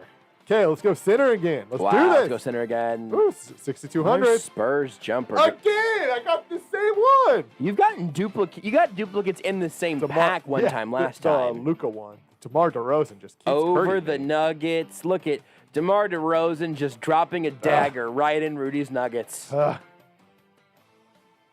Gary Harris, rest in peace. Is that? Never mind. Don't worry about it. He's a Magic now. You got a Knicks dunk. For a split second, I thought that was the Nuggets logo. I don't know why I thought Taj that. Gibson, not a unlimited one though. Taj Gibson still playing? That's such a great point. Oh, boy. This is his only one. Of course he is. He plays for Thibodeau. Lowest- He plays 38 minutes a night, probably. That's a good Tell me that moment. serial number again, please. 9,500. It's gonna be between $4 and $37. I can promise you that. Nice. Okay, last one. We got Mavs. Tim Hardy. Nice Tim dunk. Hardy's Carl's Jr. Yeah. It's a dunk. Yeah, pretty It's nice fine. dunk. Yeah, solid dunk. What number was the DeMar DeRozan one, or the Taj Gibson one again? 95.50. No, yeah, I mean, it's not great, Rudy. Eh. One sold around there for $4. I'm not really trying to sell it. It's just, it gets added to the moments. We still have, against all odds, time Still got left in this 2 segment. more. Do you want to just open those 2 packs now, and we'll do something else whenever we come back why next not? segment? Let's start Let's off just with- make it freaking let's just happen, do dude. it. Hustle, Let's just do it. Hustle. Okay, here we go. Now these. Hold on, Beards. There we go. Okay. The hustle and show. I don't know. So like, I'm gonna pull up. A different Throwdowns tab. is the expensive one, right? Was Yes. Throwdowns like $200? Yes. So here we are. So if you see the page now, these are the potential players in the hustle and shows. I have them sorted by the low. So the highest, lowest ask is first. So obviously, Giannis is what we want here. We want a Giannis. We're gonna get one of those and other base sets. We want Giannis. Here's what else we're gonna do. We're gonna open this one, then we're gonna take a break, and then we're gonna come back and open the expensive boy pack. Okay. If I can't get Giannis, I can kind of settle for RJ Hampton because he was a Nugget. No longer a Nugget. At the moment is not with the Nuggets, but it's RJ Hampton, Nuggets legend, KU legend. The pack. Where is it at? Gotta find the tab. There we go. You won't know which ones are base and which one is the hustle No. show until you click it, right? And I believe there are 5 base sets in this, maybe? I think it's 4 and 1. That sounds right. Yeah. 5 total. Here we go. 5 total. 4 and 1. Where do we want it? You know what, Josh? I'm gonna let you pick this one. Wow, let's go bottom right. Bottom right. Number 4. Number 5. Section. I think it's 4. If you go 1, 2, 3, 4, 5. Onyeka Okongwu, USC. I think. What? Where did that come from? Thank you. How do you know that? He was from USC. Lucas. That's a continuous circulation. Totally It's an redeemed okay myself. dunk of a player I did not know was an Atlanta Hawk. Hold up. Who made the pass to him? That's what I need to know. It doesn't matter. Doesn't say. Well, it's Trae Young. Maybe it's fancy. Okay, Beards, you get this one, buddy. Middle, top. As compared to middle bottom. There's- Sorry. There's 3 on top, the 2 on the bottom. Okay, Colin, we're Detroit good again. Pistons. Dennis Smith Jr. That's a good dunk. Ooh, The that's number ferocious. stinks, but it's a good dunk. Yeah. I always thought he would be better. Same. That's sad. North Carolina State. Believable. North Carolina State's in. So obviously, KU's going through. North Carolina State's the first of these schools to go through that. Yeah. Because of Dennis Smith Jr. UC Berkeley. Yeah. Okay. You know what? This is working. Josh, you go. I'll pick the last. I want the other one on the bottom. We'll make a little bottom left, triangle. little triangle. Here we go. We got a Cavs steal. Another common one. We're good. This is the hustle and show. It's Colin Sexton. Is it? Yeah. Oh, it is. Sexland. Okay, so let's go back here. It's it's the 6th. It's at least in the top half. Lowest ask $10. Yeah. Oh, I forgot to check the Top sale serial $2,700. number. 7,089. So it's in the top half of serial numbers, but nothing special. Okay, you said it's in the 7,000s. Yeah, low like 7,089. Go open your next base one there, and I'm gonna get you an exact number on that 7,000 range. Thank you. Another You're Hawks. welcome. Another Onyeka Okongwu. Is it the same dunk? It is. And the same. How are they letting there be duplicates in the packs? It seems like a single line of code should keep this from happening. Keep it from happening. Should've Significantly better. Should've let Beards pick. No, you're right. Beards, pick the last one. Beards, pick the last one, Which buddy. one should he open? Top right. Are you sure? Yeah. No, top right's been opened already. I mean, Then middle. well, that one's been open already. Bottom left. But open already. Bottom right. Opened already. Third from the top. That one's been opened. Second to the left. No, what about the first one? Does that one do anything for you? Not really. Rudy, probably about $40 or so, 30 or 40 bucks not for bad. your hustle and show. Not in a huge rush to sell it. Chris Chioza. Never heard of him. April Fool's Day. That means it's worth more. Oh, maybe. I don't know. So tell me really quick before we take a break and lick our wounds and Yeah. settle our losses here. What is the other pack and how much did you pay for it? What does it contain? I didn't really pay anything technically. What were they selling it for? It's $149. What does it contain? So it contains. Let me get through this. Look at that Colin Sexton steal. Sexy. Do you remember when Alabama had a bunch of guys fouled out and it was like 3 versus 5 and he almost won the game down? Vaguely, like I 3 do versus actually, 5? weirdly. So in the throwdowns, there are a handful. I've got the tab here. It's obviously throwdowns, right? These are dunks. It's the best dunks of the year, and so obviously Zion. Not every big name player's in there, but Zion's in there. We want the two that we really want is Anthony Edwards and Zion Williamson. Those. How many are the cards money are in the makers. pack and how many of them are the money ones? There's so one of them. There's one rare And moment. there's some base stuff, one rare and then moment. I think it's 5 base moments. I think that's where it was. All right. If you want to see in real time. When we come back from break, I'll know exactly how many base moments. If you want to watch Rudy get so rich that he walks straight out of the studio and never speaks to us again, Rudy will open his $150 pack of Top Shot. 149. What did I say? 150. I hate you. Want more Almost Entirely Sports? Watch the show live on the Sports Radio 810 Facebook page.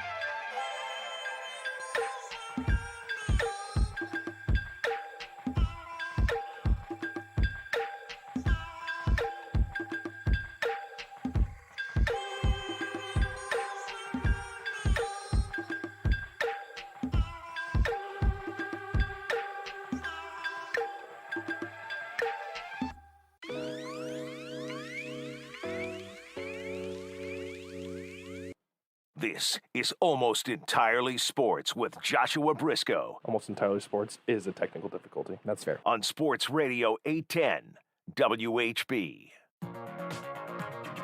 Got a Twitch comment here from Lenexa on the Sports Radio 810 Twitch channel, where you can go, twitch.tv/sportsradio810. NFTs hurt my crypto mining soul. I've been mining for years, and people have been making fortunes off stuff they didn't even create themselves. No worries here, Lenexa, because nobody in this show is making any money from this. Yeah, that's fair.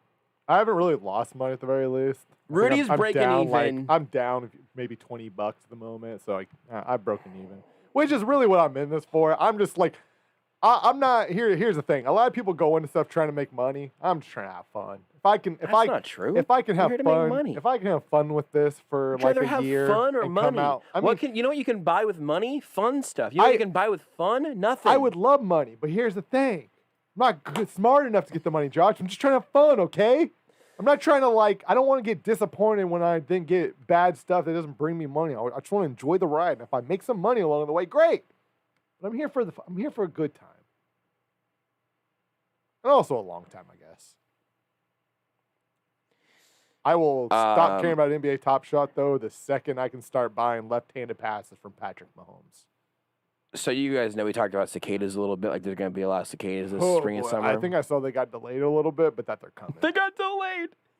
I love the idea that they got delayed. Like Top Shot. The 405 had a crash on it. The traffic's backed up, but they're coming. Running a little late. So this is a tweet from Tamara Keith of NPR. I just don't like this. NPR White House correspondent. And there's a video. I'm going to show you guys this video real quick. It's just, she picked up some. They're all moving around. It's a bucket of cicadas. Why would they're very well, I'll tell you why. Rudy. I don't like that. Because her tweet says, went for a walk, gathered some cicadas. Why? Send your best recipes. This show is very open to eating bugs. I mean, I'm.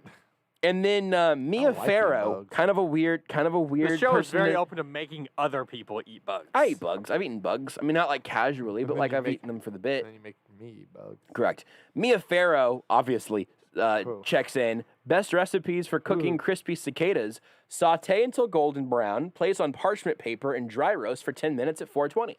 Nah. Here's the thing. I bet that actually would be pretty okay. Nope. Just a little toasty, like it's just like a little almond with legs. Nah. That was alive once. Nah. They fly though. JaVale McGee just went coast to coast. I don't want care. A JaVale McGee Can I moment opt out of JaVale McGee conversations? I would love that. Sure. If you put a cicada in a saute pan, would it not fly out? Are you putting a lid on it? I mean, I think you're killing it first. How? You're not gonna smush it. No, you just put a knife into it. Just like knife right down. But don't you usually boil like lobsters alive? But closest they're lobsters. Food thing, they can't fly away. Great point. The closest food thing I can think and of to a cicada. only weapon you put a rubber band around. It's also a great point. What if you put a little rubber band around the cicada and drop them in? Oh, then you're probably fine. Well, then you're gonna melt the rubber band because it's on straight heat. True. All right. I'm sure they just maybe break its head off, squish the head. And you're just gonna have a pile of leftover cicada heads? I don't know, man. I'm sure it doesn't go into the pan alive. Is my whole point. How are you sure of that? I mean, maybe it does. Maybe you just quickly throw them on there and they just dump them, lid. Maybe it's upside down and so their wings burn immediately. I don't know. Oh, that's so cruel. It's so cruel.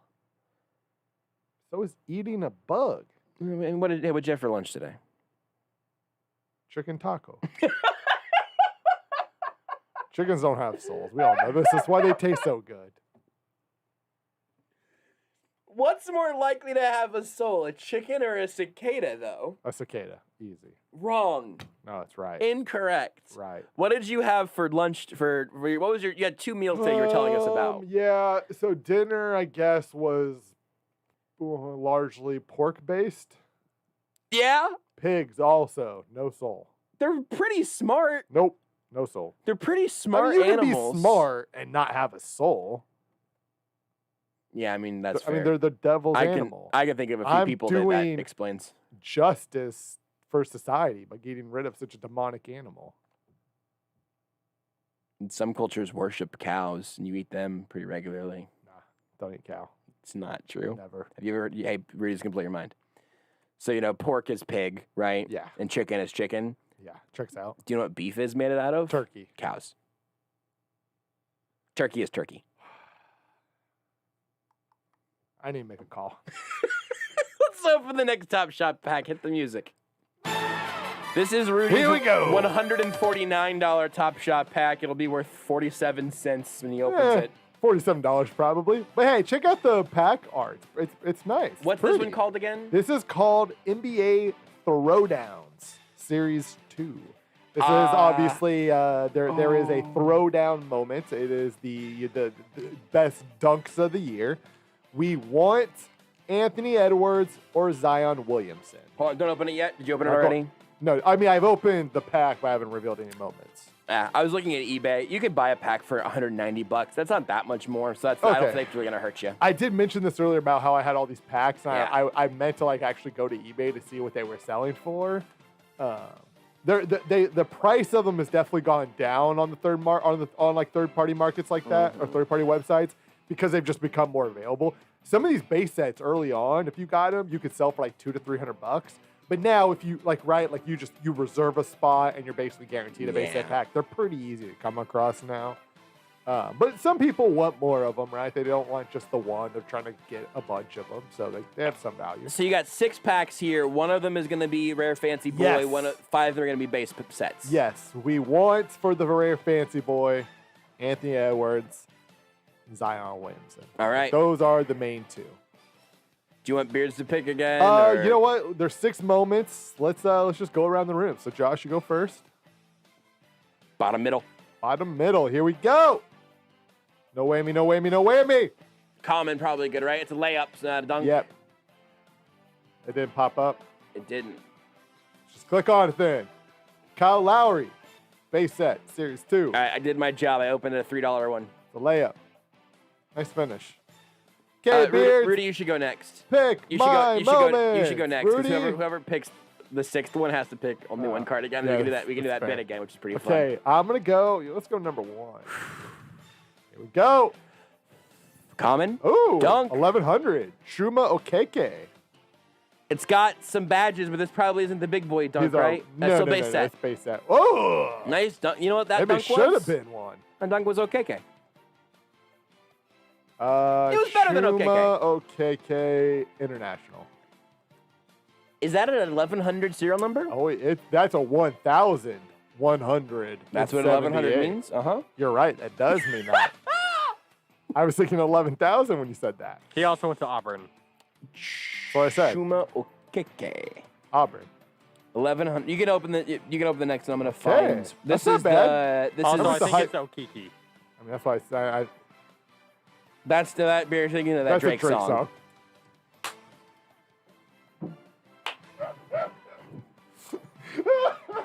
I had to go over the plexiglass to high five Rudy.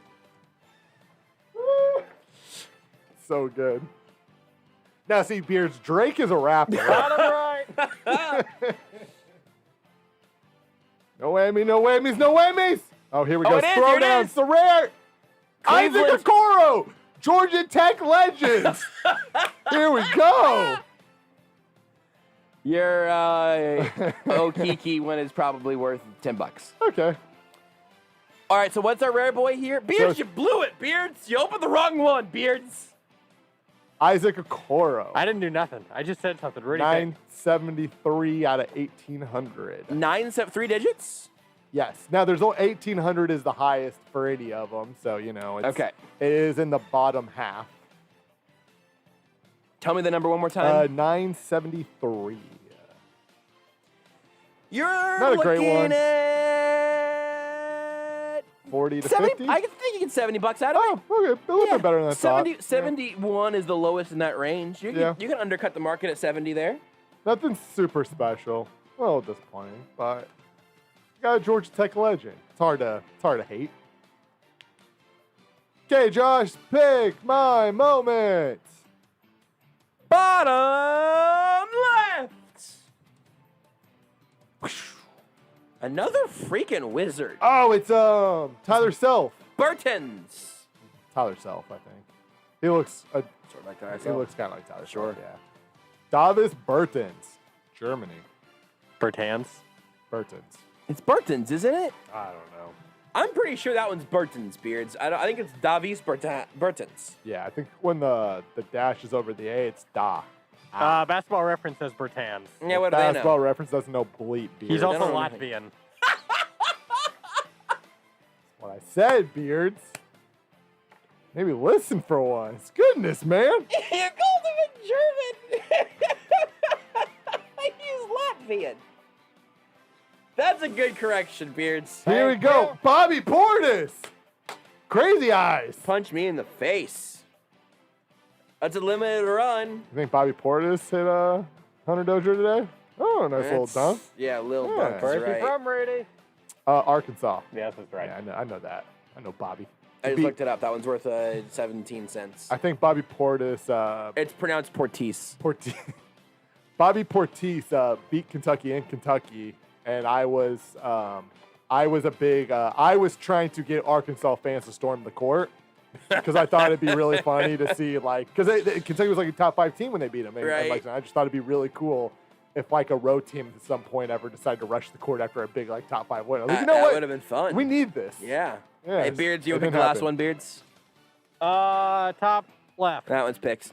Top middle. That one's been picked already. Bottom left. Ooh, you were getting closer. That one's been Yeah. picked. Bottom middle. That's been picked. Bottom right. That's actually Georgia Tech legend Isaac Okoro. Been Third picked. one down from the right. No, that's still a Coro. 5 rows down, 21 to the left. You know what? That actually rounds out to the third one on the square of 6. Go ahead, Rudy. Nugget, yeah, it's a heat. We opened so Jimmy many Butler. Okay. it's Couldn't in get their Tyler Hero or crappy Bam. yellow jerseys, but Oh, That's a nice they're play. Mizzou jerseys. they're Mizzou jerseys. Oh, that's good. Good call. Jimmy Good call. Butler's always good with alley-oops. He always makes Yeah. alley-oops look good. I don't know why. I just saw the Heat one. I was like, ooh, maybe it's Tyler Hero. Maybe it's Bam Adebayo. Nah, Jimmy Butler. But hey, Jimmy Butler's a big man. That's not bad. We opened 10 packs of Top Oh Shot boy, we did. with like 35-ish cards, maybe closer to 40. 0 Nuggets, Yeah. 0 Suns, 0 good cards. 2 Gordon Haywards. It's gonna And disrespect. 2 Okoros? Are you gonna disrespect Sean McDermott? Did we get 2? We I got got- 2 Gordon I Haywards got 2 Georgia Tech legends. 2 Isaac Okoros. Isaac Okoros. and a German Latvian. Yes. And Sean McDermott, the younger brother, Doug McDermott. It's not factually correct. So McDermott's spelled differently, I think, in both of their last names. But they're brothers. Who's Their that names are spelled Pokemon? the exact same. That's why I said, Beards, listen. Creighton legend Sean McDermott. Where'd Sean McDermott go to school at, Beards? Georgetown. He went to Butler. Nailed it. No, Butler was the last one he just had. Yeah. Georgetown it is was the Jimmy. same. Georgetown's the same mascot as Butler. It's Jimmy the Butler, Bulldogs. Beards. Also, where Gordon Hayward went to college. Never heard To of him. Jimmy Butler University, Yes. UCB, University of Gordon Hayward went Gordon to Marquette. Hayward. Beards, just please explain to me somehow how you don't want in on this. We're going to the moon, baby. I'm going to convert all of this into Dogecoin. I'm going to get a 19th job. I'm going to go home. I'm going to go snort a pack of ramen. I'm going to get on eBay. I'm going to get some more packs of Top Shots. And then we go to the moon. And we're going to go to the moon. If Elon Musk can be on SNL, I can go hungry one more day. Me, you, and Isaac Okoro. Riding a Hornet straight to the moon. Eating cicadas along the way. Because they're free. And with the way that all of this Top Shot stuff has gone, Beards, cicadas are pretty much our only source of protein. I got 2 on Yeka's Okongwu's also. You said he went to Auburn, right, Beards? I got 4 Auburn moments. Georgia Tech.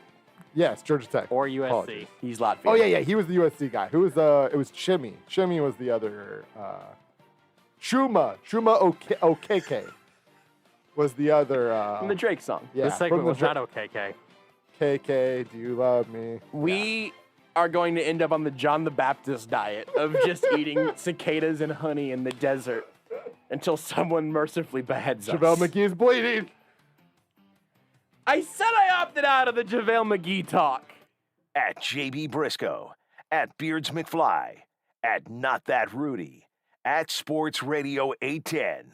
Just do it already.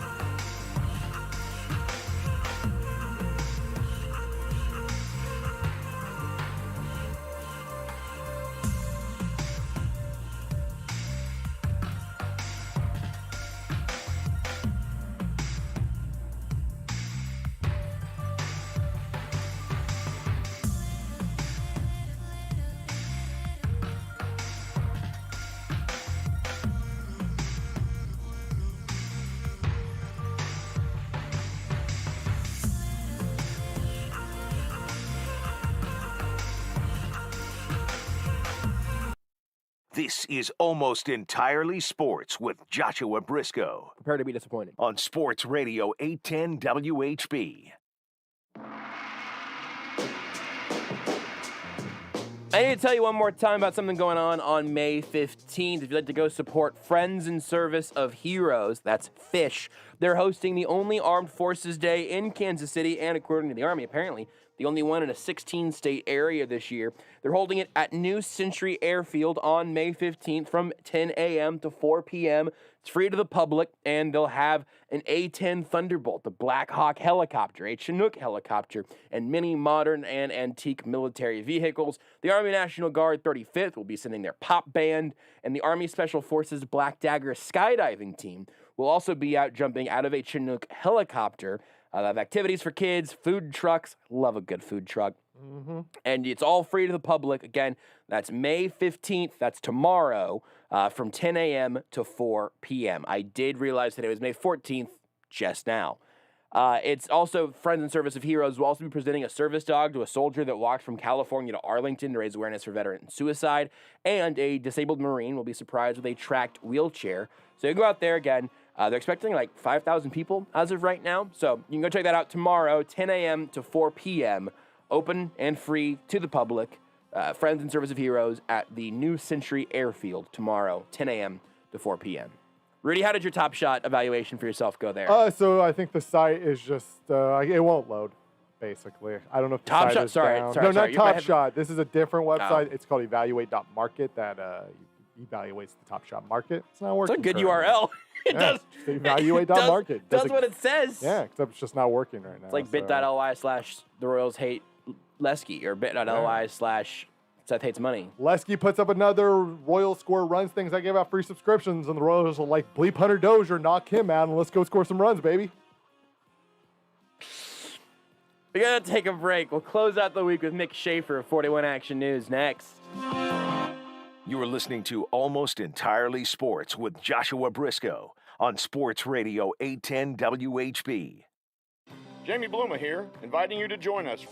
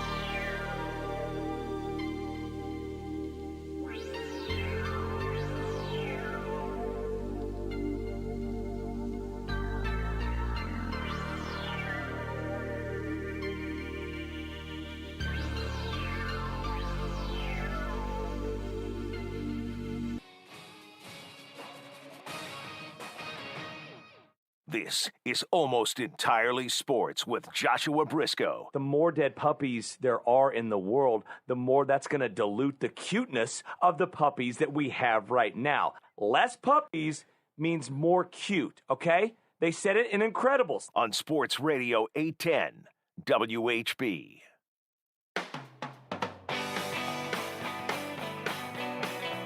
Closing out the week the only way we know how. Mick Shaffer, 41 Action News. A bit of a distressed Mick Shaffer, if I'm being honest. It seems like you're living with some things right now. I'm playing with fire, maybe literally here. Right, it was touch and go. We'll see how long. What does this segment usually go? About 24 minutes? We'll see if I can last that long.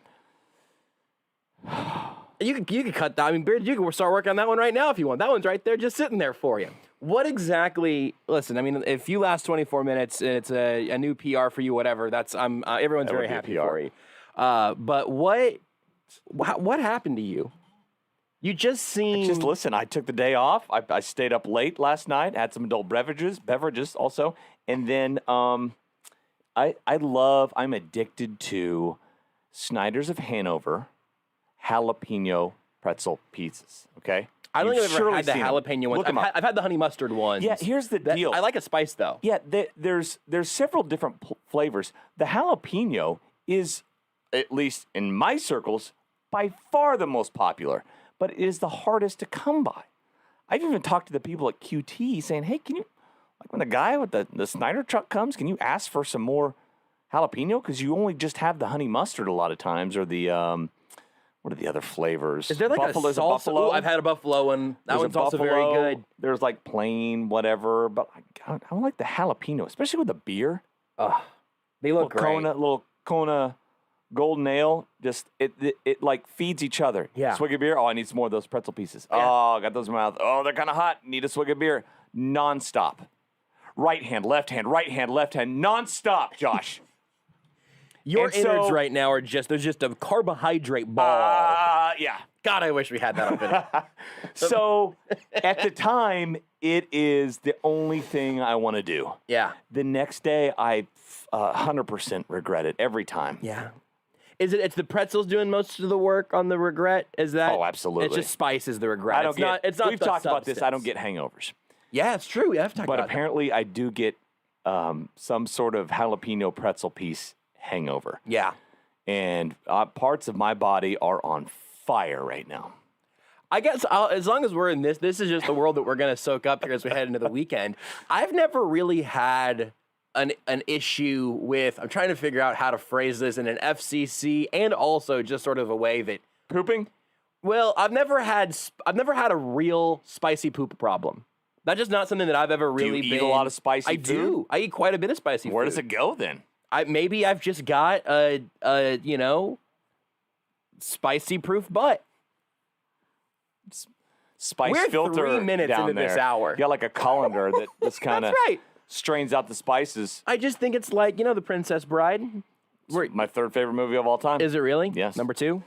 That would be Hoosiers. Number 1? Fletch. I mean, obvious. These are all obvious. What's number 4? Wow. 4 is The Outsiders. Number 9. I just go to top 5. Although Deadpool might be 6. Wow.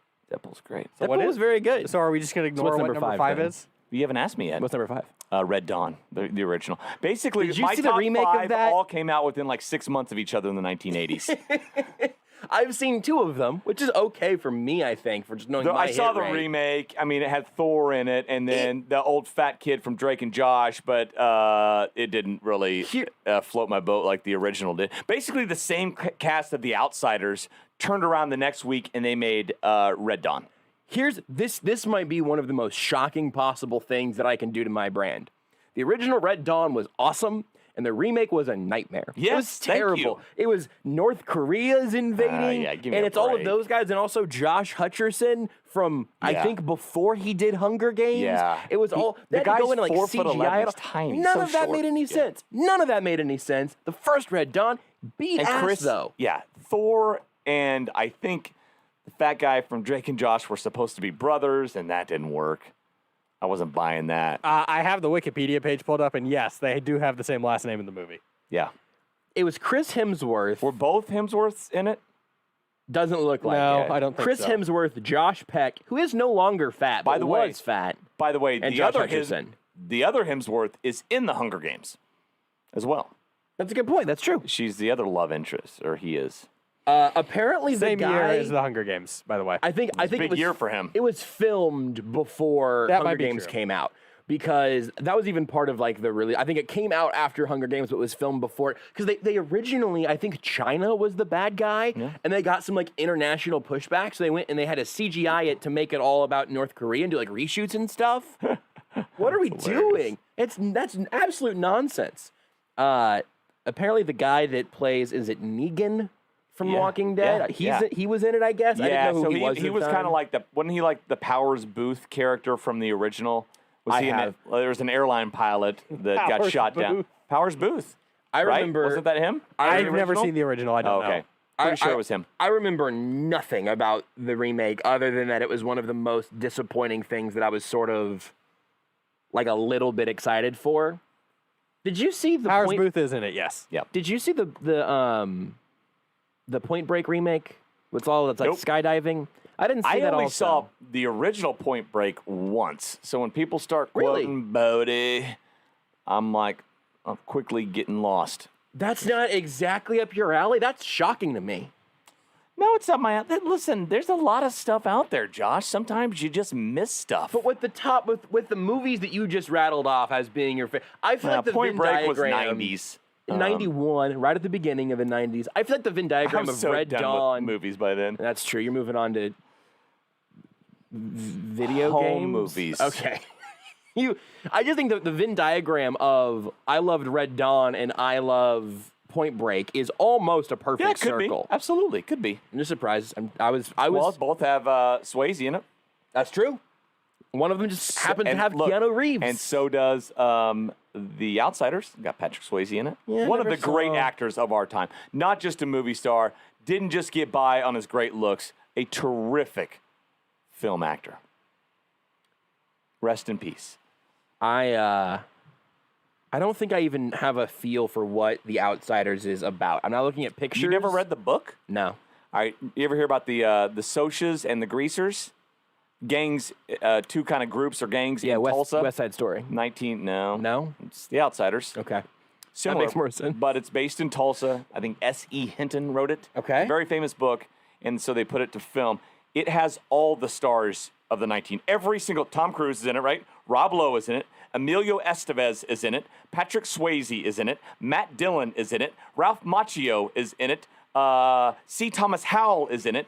Cherry Valance is played by Diane Lane, right? She is in it. It's got Leif Garrett in it, who was a huge star back then. He was probably the biggest star, and then he kind of flamed out.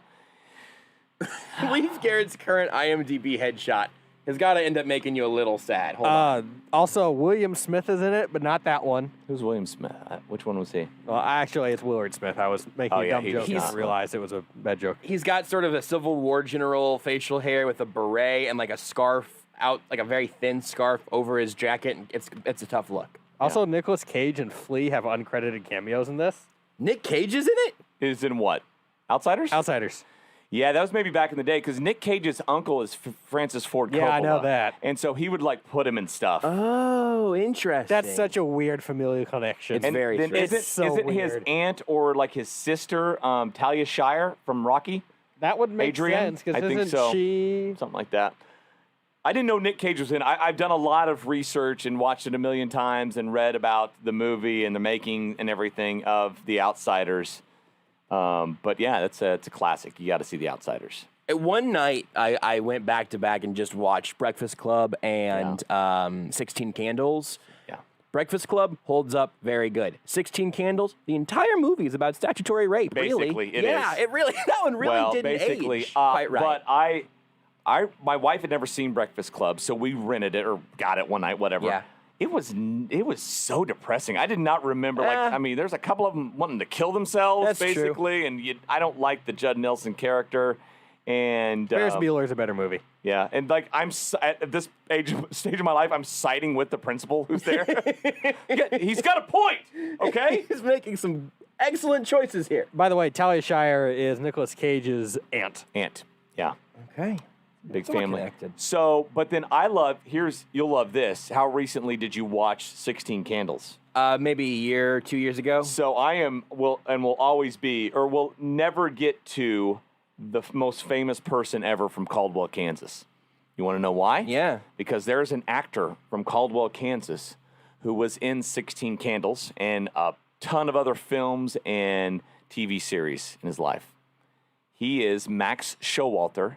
He is one of the grandpas in 16 Candles. Huh. Not the grandpa with the glasses, the other one whose wife had the big long cigarettes would always be smoking. Max Showalter, if you're looking it up on IMDb, he's one of the grandpas on 16 Candles. He was in a ton of films. He was opposite Marilyn Monroe in a movie. He was in Bonanza and Gunsmoke, all those TV series. Did a ton of stuff. He was in the Sgt. Pepper's movie. He is from Caldwell, Kansas. Look Even at on his that. IMDb. He's buried in Caldwell. He would come back for like every couple of years, and the town would throw him like a big chili cook-off dinner. And we would go meet him and shake his hand at the school cafeteria. There you go. The most famous Caldwellian ever, Max Showalter. It's gonna be. I was gonna say, oh, listen, you don't settle for second place. Let's see what we can get you. You know, you're verified on Twitter now, right? Like we've come a long way. Yeah, I'll never surpass him. He was in the Twilight Zone. His credits are great. Are crazy. He was. I mean, Marilyn Monroe and then him. He was second billing to her, and I can't remember the film. I'm gonna see if I can. I'm gonna find the crossover here. Who's the most famous person that you've been second billing to? I don't know what that means. I guess I can't just be, because we've had conversations about your various high profile interview moments where you brushed up against Harrison Ford. Sure. I remember that. Niagara. Yep. No. That's what they were in. Yep. Yeah. I've seen half of it. Niagara. I just learned about it. To find that. It kind of makes sense that, considering the fact that it came out in... A boy from Caldwell, Kansas got to kiss Marilyn Monroe on the big screen. Hold on. Have I been spelling... How would you spell the word Niagara without looking? Seriously? Yeah. The only way. N-I-A. G-A-R-A. Yeah. That second A snuck in there. There's three A's. Same. Don't worry, Josh. You're not alone. Oh, just gra at the end? Yeah, it's Gra. Niagara. Yes. And I there's just three. go Three Niagara. A's. I put an apostrophe there just so I can just make that wonderful sound. Apparently, Niagara is available on Prime Video if you want to watch the most famous person from Caldwell, Kansas, kiss Marilyn Monroe. That is so That's great. on the table. What year did this come out? We always end up in some 1953. 1953. There you go. We should call this show Listen to Josh look up stuff on the radio. This is the fourth hour of this show. I feel like at this point, the fact that we're even limping along right now is honestly an achievement. Oh, Shane came out that year too. He's not nearly that old. Summers? Same page right now. Me and Mick whip sharp. I pulled up the minds. top grossing U.S. films from that year because I wanted to see what else came out in that year. Can we talk about what happened not on Sunday Sound Off last week, but what happened shortly thereafter? I'm gonna pull up this text that you sent, and unless you find it first. At the end of, I was filling in really for Jason on Sound Off last week. He had Mother's Day plans with his wife or whatever, incredibly selfish, small, petty stuff. So selfish. But I was like, you know what? I'll tag in. That's fine. I'll do it for the love of the game. Yes. Let's talk about this. And we do the show, and the show is falling apart from the first breath. It wasn't falling apart. Corey, it was great. I had Megan send it to me because it's one of my favorite that I've been a part of, but it was also falling apart. Corey Anderson called Mick Mitch. Mick called Alec Lewis Alex. Corey's wife's name was on the bottom of his but you can't Zoom see call. that on TV. You couldn't. I wasn't sure. I hadn't thought about that. But that was Corey was not Corey. It was all just sort of a lot of chaos. The Royals were in what we thought was going to be the worst part of their losing streak. It continued to get worse after that. But with all of that as... What was it? It was only an 8-game losing streak at the time. Whatever it was is absolutely adorable in retrospect. The innocent days. Absolutely adorable. But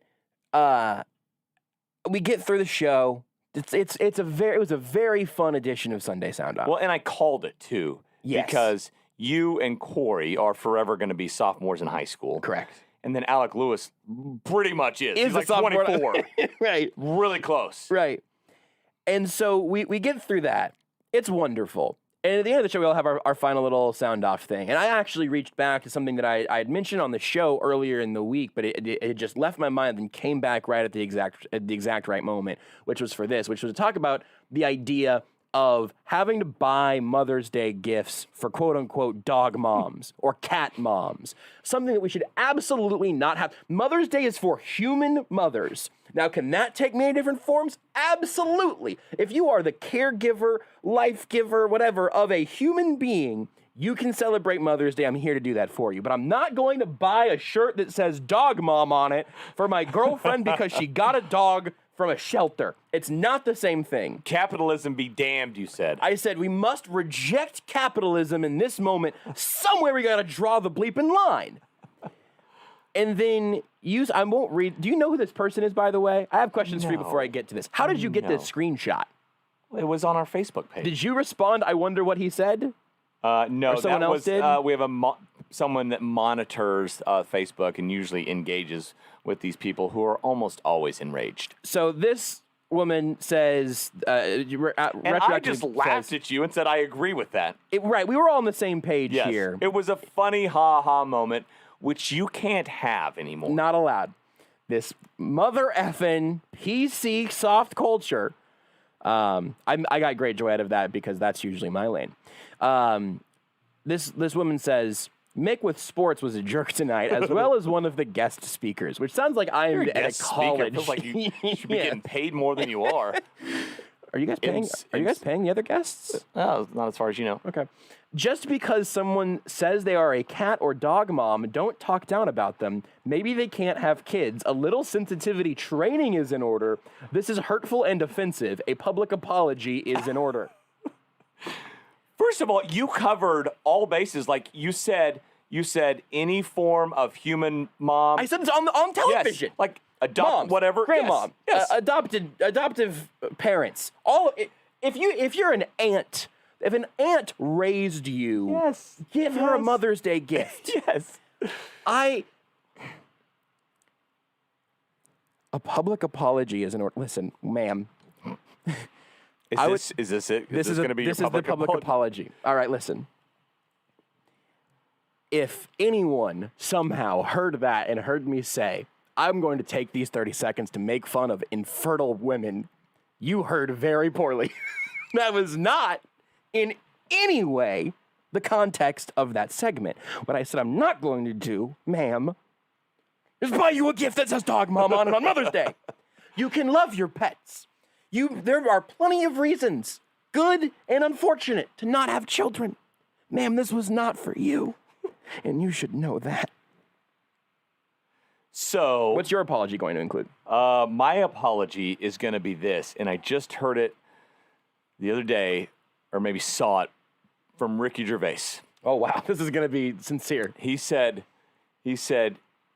you heard that and chose to be offended. I heard that and chose to laugh. That's why I'm happier than you. So that is my public apology right there. You heard it and chose to be offended. I heard it and chose to laugh. That's why I'm happier than you. I am on Twitter all the time. I'm on the radio most hours of the day. I exist very much in this world, interacting with all sorts of people with all sorts of different sensibilities. I did not think for a second that was going to be one of the things that got an angry Facebook message. I was absolutely stunned by it. And so what am I sorry? I'd like to apologize for something. I like to say the phrase, I'm sorry for. You should apologize for me for having to deal with that I'm sorry email. to whoever monitors the 41 Action News Facebook page. I would like to apologize to them for bringing that shrapnel. I almost wanted to get called in to the principal's office on that. Hey, what is this about? And I wanted to play it. And then I wanted to watch them and see if how soon before they laughed and rolled their eyes? I should have cut the audio for this segment to just give the full context. I'll probably tweet it out because I do have it. Right? I need to. You know what? Let's take a break. And you'll have it. Let's take a break, and I'll have it after this. I'm just gonna play it out of my computer speakers. It'll be a super reasonable way to do all of this, and it will provide the necessary context. With Mick Shaffer, 41 Action News. That clip will be next. Want more Almost Entirely Sports? Watch the show live on the Sports Radio 810 Facebook page. Looking for the best place to store and show off your car?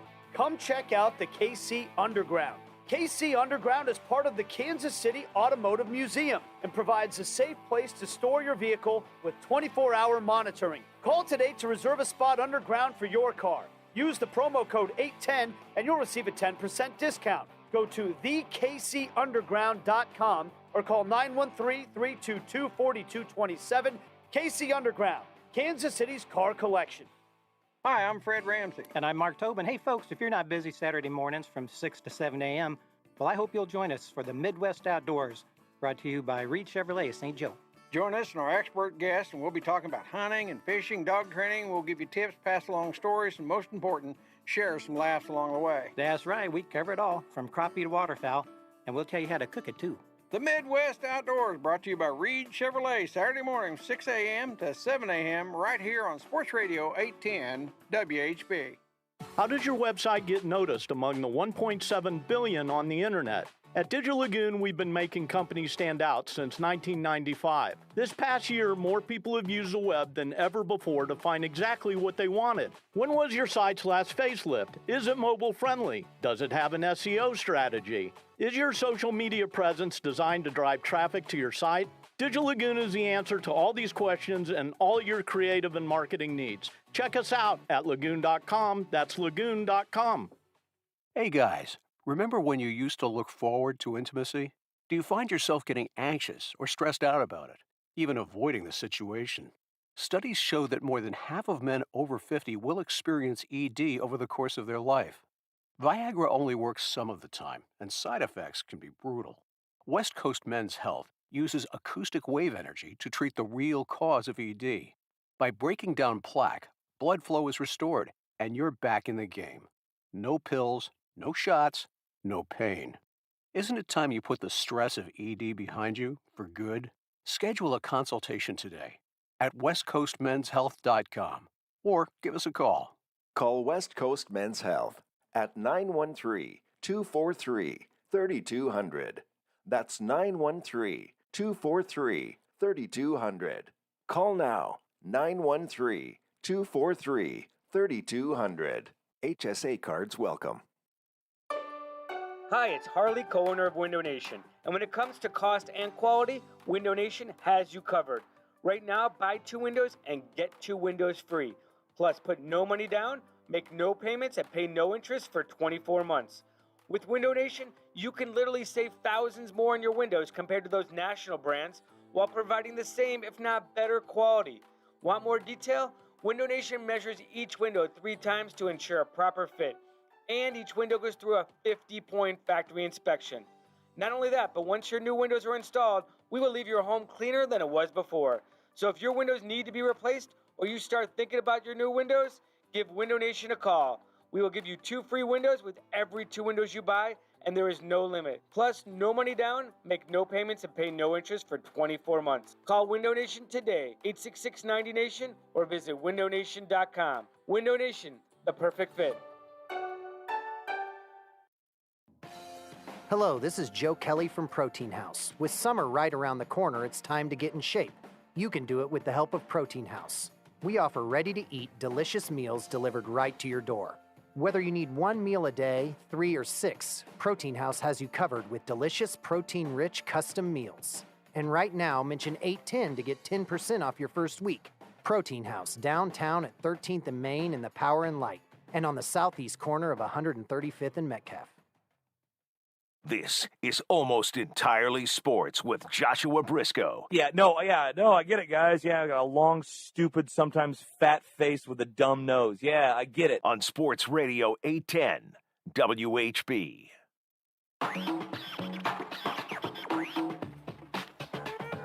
Another segment with Mick Shaffer of 41 Action News here on Almost Entirely Sports. I told you I'd find the audio during the break. I've done it.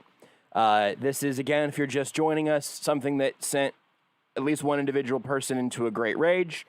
This is what I said at the end of Sunday Sound Off last week, and also this doubles as my official apology. He does have eyesight like nobody else. That's just not a compliment, I guess. Good stuff. Alec, thanks for coming on the show. We appreciate it. Josh, what's your final thought? Of course, again, happy birthday all the moms out there, especially including Happy Mother's Day to the grandmas out there. Happy Mother's Day to every mother of a human being.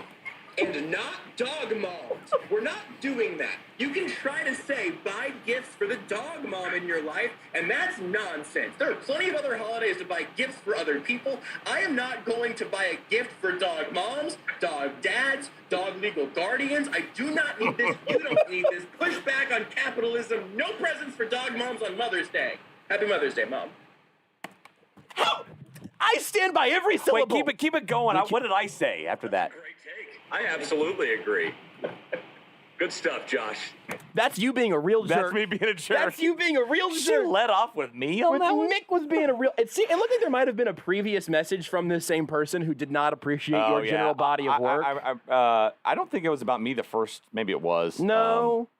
Maybe Yeah, it was. the one before that was about stimulus checks. Yeah, that was not about me. So we have people that are regulars in that that platform. Yeah. So she seemed like she was one of those.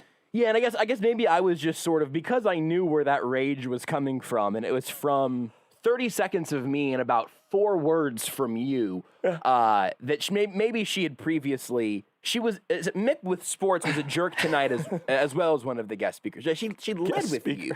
She led with you. Anyway, ma'am, if you hear this, I'm still not using your name because I'm not trying to dox anybody, but I hope you're having a wonderful day, and I hope that you and your dogs are having a very wonderful day. Call you guys guest speakers from here on out. And we are going to be guest speakers, and I'm going to next time, Time Mick, to sound off with our 3 guest speakers. who love and value and appreciate all people in all of their forms and think everyone should get gifts all the time that makes everybody happy. That's my official stance here on 41 Action News. I'm prepared to pick that up. I have a very important thing that I wanted to talk to you about today. If we get to talk about, the NFL schedule or something, we can cross that bridge if we get there. But did you see sort of today's Twitter topic amongst really some great polling from I love great I think polling. it was YouGov or something. Have you seen this yet? Do you know what I'm talking about? No, introduce me. So there was a series of polls tweeted out from YouGov America. What animals do Americans think they could beat in a fight? Beat in a fight? Beat in a fight. You are 1v1, no weapons, and we're gonna say they also are there to fight, right? To the death? To the death. Oh boy. I'm going to just simply go down a list here, and then we'll get into some of the intricacies of it. But just tell me, just a quick yes or no, would you beat this animal in a fight to the death? Rat. Yes. House cat. House cat? Yes. Goose. Yes. Goose would not kill me. Medium. You mark that one also, Beards. I just like that. I just like a goose will not kill me. Medium-sized dog. I got to think about killing a dog here. Yeah, I guess if it's him or me. That's right. If it's rabid. that good boy or me. It's rabid. It's rabid, and it's racist. It's a racist dog. Okay. In that case, taking it down. Eagle. This one's tough. You give me your yes or no. Here's the deal. This one's tough, though. No, it's not. The terrain is difficult. Well, I mean, do I have to fly up to get it, or is it going to come down to me? Well, I think... I'm not going to climb a tree. If I do, I might fall out and die. Right. And he could win. I think on the eagle, the logic has to be it's striking down on you with talons out and everything. Yes. Now, whenever it's on the way down, you're going to get a chance to just spike it like a volleyball. It's going to get its, if this is to the death, it's going to get its talons in me. It's going to beak me up a little bit, right? But eventually I'll get my hands around its neck and just wrench it. Yeah, I think that's so you're going to go for that's great. You grab Boom, it. done. You grab it. Official bird of the United States. Yeah, absolutely. Emblem of America. How about a large dog? German Shepherd, I guess, No. A lot of those, no. Yeah. A lot of those are trained to I'd just get my throat and I'm done for. Chimpanzee. How big is this thing? Average chimpanzee size. I think maybe well, here's the deal. Like, chimpanzees are smaller than humans, and if I'm taking on a small human, I think I could maybe to the death win that. Average, so I'm gonna guess yes. I'll kill the chimp. Average chimpanzee weight ranges from 75 to 130 pounds. This is a bonobo. It looks like. I'm gonna say if I'm finding a human that size, I'm gonna win. So I'll say about 5 feet tall. Chimps have fangs, though. That's a sneaky thing so on the do chimp. Humans. Yeah, I'm gonna get roughed up in all these. For Even sure. the rat's gonna get some shots on me. Absolutely. Okay. King cobra. God, it's gonna kill me in a second. Just Right. out of fear, I would just be stoned right there. Not stoned, but You might like as a well be at that statue, point, yes. man. Go out. I go wouldn't out. move. Feeling good. I'm gonna just blaze through these, and I'm gonna circle Although back to the I cobra. think after it bites me, I'm gonna get my hands around its neck, and that's gonna be an easier one to kill. That's true. You're We'll both going die. down in that We'll one. both Yeah, die. good point. It'll be a homicide and suicide. Yeah, it'll be dark. I think it might just be a mutual homicide. Really. Yeah. You're just killing it. Kangaroo. It would win. Have you seen Yeah. those fights Yeah, I of have. kangaroos in They go back on their tail. Yeah, boom, done. Ball And they could be like 7 feet tall when they're on their tail or taller. So yeah, I'm gonna lose to a kangaroo. Wolf. If I'm losing to a German Shepherd, I'm losing to a wolf. Crocodile. Bye, Mickey. Gorilla. Die time. Die time for Mick. Elephant. Fuck, seriously? Yeah. You get all An three. elephant?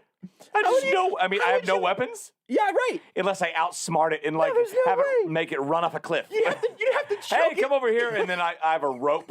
You have to choke it to death with its own trunk. There's no chance. Go for the eyeballs, I guess. Lion. Bye. I mean, these are all Grizzly bear. Me. I'm No, not win. you're grizzly bear. I could beat him up. So here's the next part of it. So that was most respondents think they could beat to fewest respondents think they could beat, which does put a king cobra kind of in the middle, which is interesting to me. What do you think? What percentage of Americans do you think, male and female, they're both relatively similar? There's advanced data on this. I'm way into it. What percentage of Americans do you think believe they could beat a grizzly bear in a fight? Okay. Well, there's some arrogant and ignorant people out there. It would take both, I think, for this. I'm going to say 3%. 6%. 6% of people. There are like They're three all people wrong. in America who could beat a grizzly bear in a fight, and none of them are in this room right now. 12% said a wolf they could beat. King Cobra's up there at 15. Gorilla at 8. It might be the I stupidest. could see Cobra being all over the place. Exactly. To where, like, okay, if it doesn't bite me, I get the neck. I'm done. It's done for right there. Here's my. And I would just swat it. You just swing it around. You just grab it Yeah, and just start yeah. swinging it over your head like a lasso. Yeah. My rule of thumb here is that if I could double foot stomp it, I'm picking That's gonna me. help. Yeah. Except for the Cobra, because if it Gotta gets be- around first, It's just that one strike. It's got to miss you. Cobra's a coin flip. Because the Cobra is the only one for either side, where for both sides could have a one-hit knockout. It's gonna be. It's like a standoff in the Old West. You're both Yes. firing at each other. Yep. Really good chance you're both catching bullets. Yep, 100% agree. What percent of Americans do you think believe they could beat a rat in a fight? Well, I would hope it would be about 99%. How about 72%? That's it. 28% are getting killed by a rat. House cat.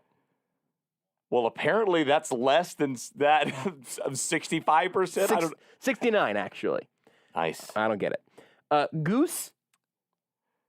I think I'd give myself a better chance with a goose than a house cat. Even I agree. Geese don't have no claws, teeth, right? and Yeah. claws, yeah.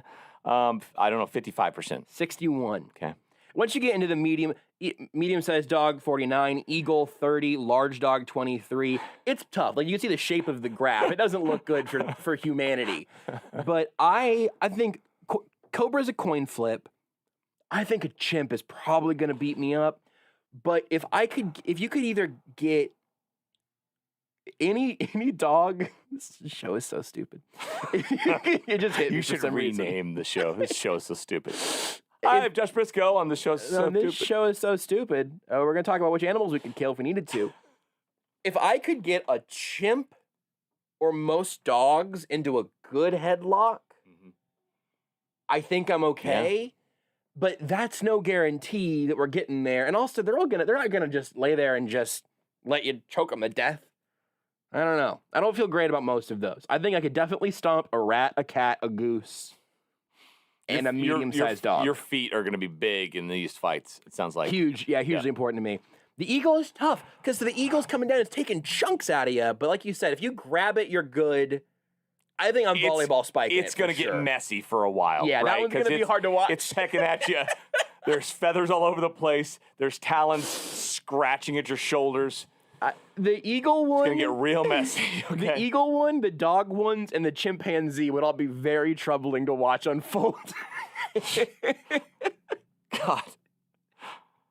Because somebody's not going to make Why it. couldn't it just been like, you win in a fight, I punch you out or something like that? Like, well, I guess, I feel bad. I'm thinking about killing all these animals. Well, I'm reading the fine print. It says, which of the following animals, if any, do you think you could beat in a fight if you were unarmed? I don't know what beat in a fight means. I mean, you got to pin it? Yeah. So... You're not going to pin an eagle. You're going to have to take its life. And it's an endangered species, so this is going to be bad for you, that too. changes things with the snake in that, like, if it's... I feel better fighting a snake to the death than I would feel in, like, just beating it. Because it's gonna strike me. It's gonna take a bite out of me. Yes. And sink its venom into me. And at that point, I feel like, okay, you've won, snake. Yes. You win that. Because I need to get to the hospital in the next 15 minutes. Right, or good I'm going to point. die. So, yeah, that's a game changer. That snake's a tough one. I'll be thinking about that one for a long time.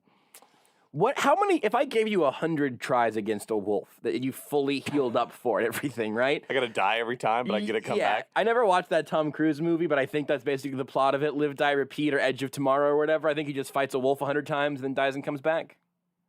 I thought you were going to go with the Liam Neeson movie where he's out in the wilderness fighting The Gray. wolves. That's just actually fighting wolves. I didn't see that one either. If I gave, or let's say you get 10 tries, you 1v1 a wolf, and if it's about to kill you, they yank you out of there, right? How many times do you think you could, like, by the end? And I got to kill it? Yeah. Let's just stick with the darkest possible reality. I'll get lucky once, maybe. I don't know. Wolves are huge. Can it be a baby wolf? Like just a newborn wolf? How big is a wolf? Oh, they're like...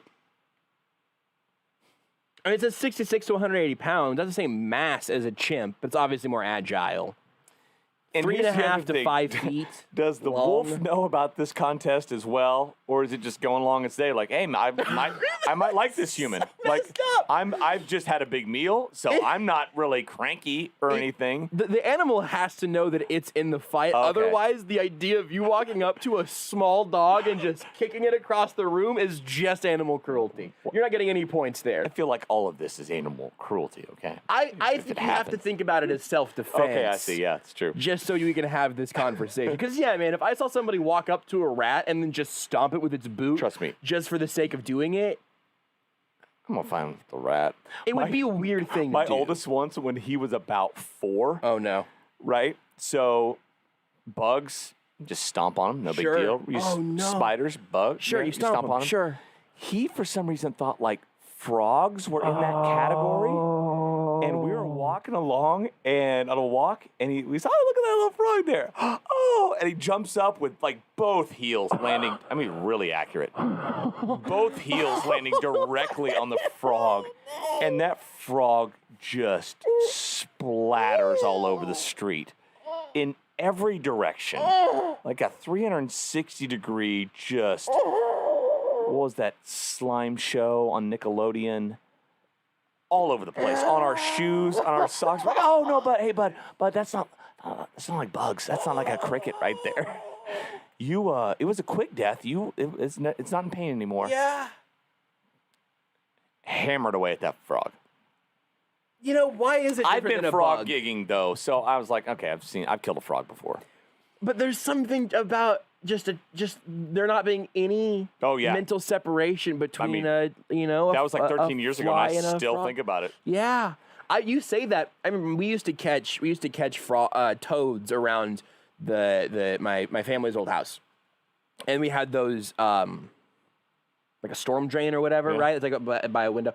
So we would catch them and then drop them down in there and feed them crickets and stuff. It's just sort of a semi-nat. It's kind of messed up, but not the most messed up thing in the world, right? There were definitely many, they would go hibernate during the winter, and then if some came back up, we were feeling pretty good about how it had gone. But I remember even like to this day, just out in the street at some point, just seeing a paper-thin, flattened toad, and just going, "Oh, that sucks!" Like that, that's an unpleasant experience. I hadn't unlocked that memory in many years. Toads die, Josh. It's fine. Toads die without us all the time. But I don't have to know about it, though. That's hugely important to the equation. Sure. My ignorance is key to most things that I do, but especially to this little equation here.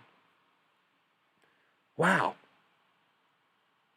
So does he still stomp on frogs, or? No, that's the last time, to my knowledge, that he's stomped on a frog.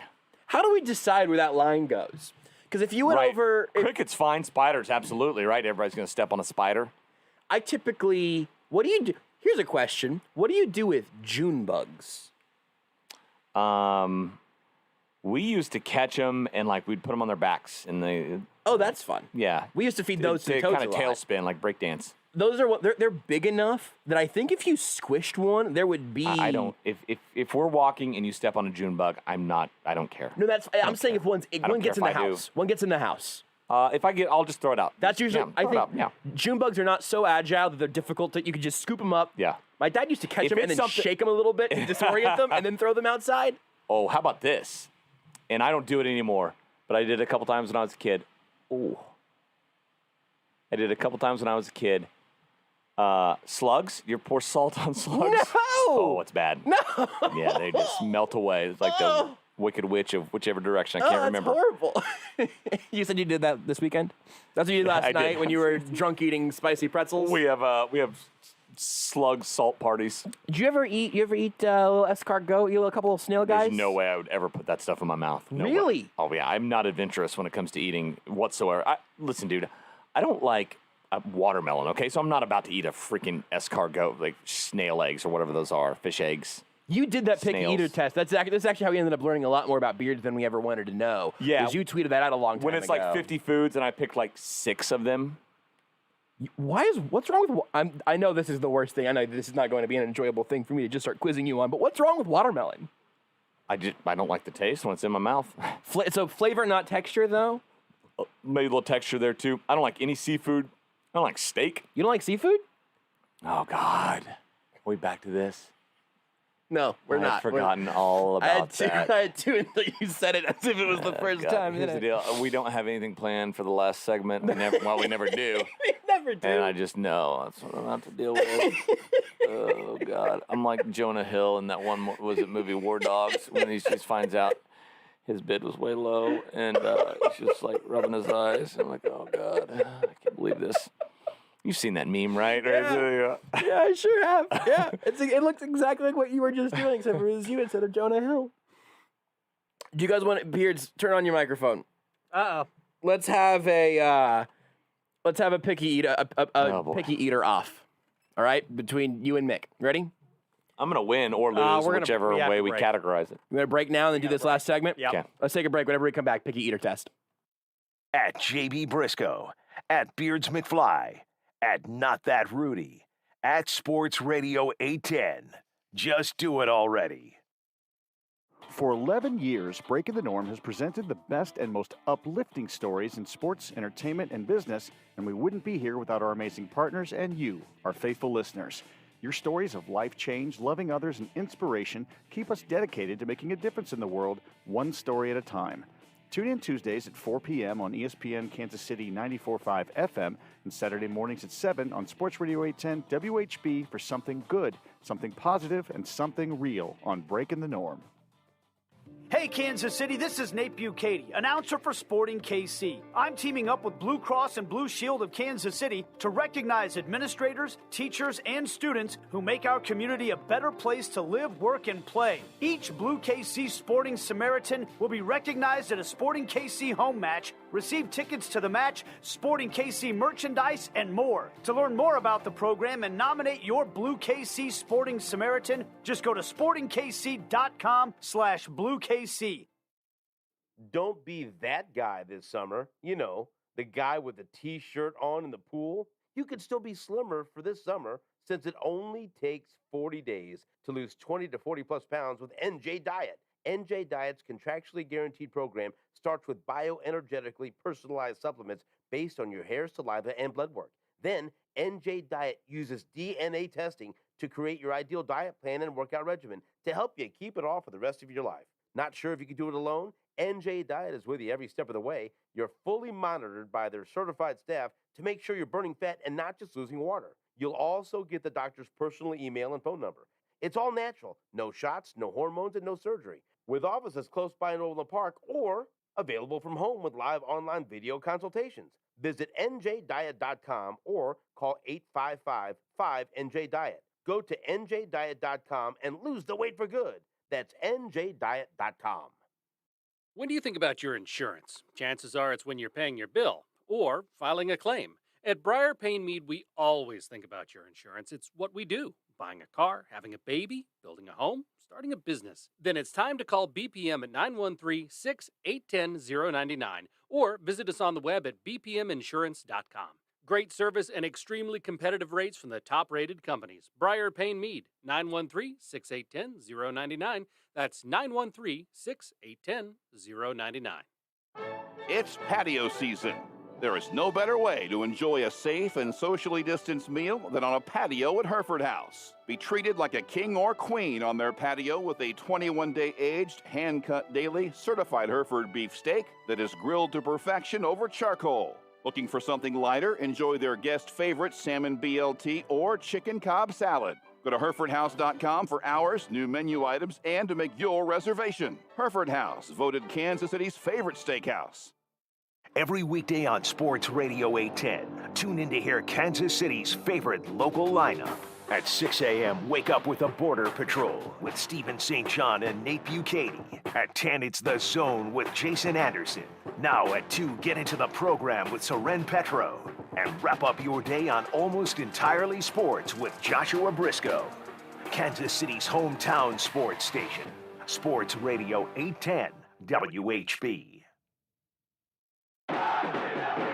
Listen up, sporting fans. Central Bank of the Midwest invites you to score a better banking experience with our new sporting checking account. Now you can show off your team spirit at the match or on the go with the official sporting debit card. Plus, you'll gain access to Central Bank's award-winning mobile app with more than 30,000 reviews and a 4.9-star rating. So, score big today by opening your sporting checking account at any of our convenient Central Bank locations or by visiting sportingchecking.com. Member FDIC. You're listening to Almost Entirely Sports. I don't like any seafood or anything with seafood in it. With Joshua Brisco. What about catfish? Oh my God, guys. Salmon? No. Rudy said salmon. I like a nice Chipotle in the water, salmon. nothing. What about an albacore tuna? Chicken of the sea. Oh my God. Let's keep going. Yeah. On Sports Radio 810 WHB.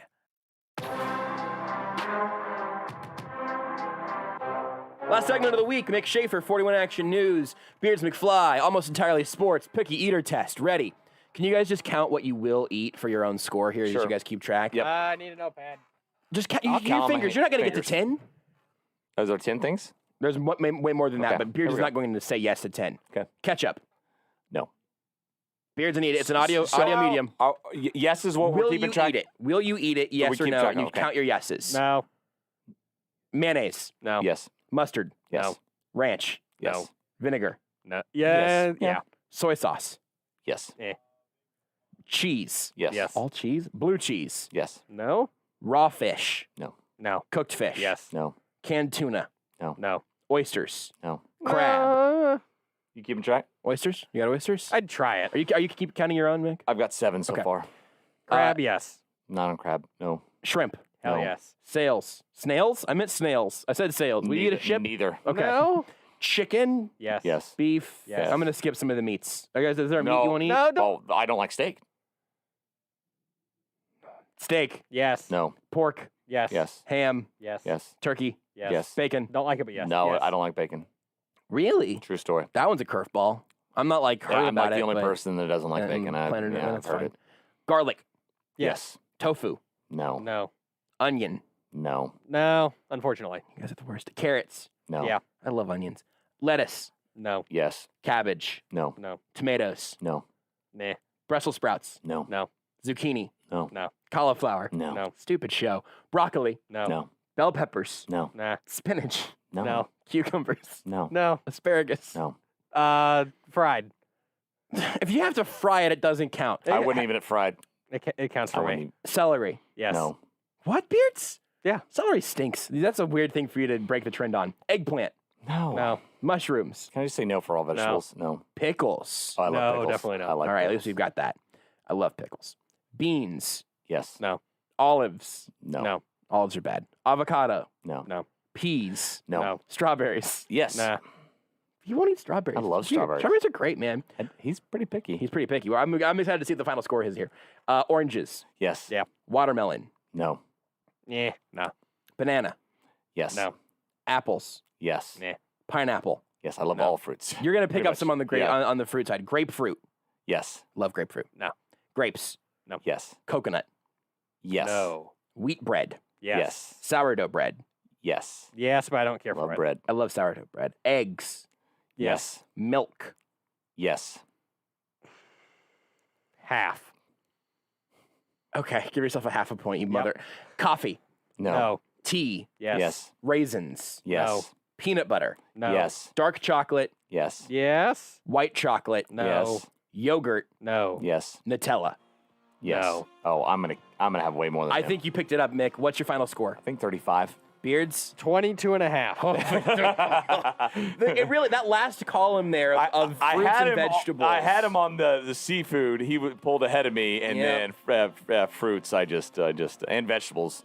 I got him, but then came back. He's on a the old- pickier eater, and therefore your, unbeknownst to us at the beginning of this hour, this is where we'd end up, your digestive system is healthier because it's had natural fibers in it. Yes, I've had some fruits, just not vegetables.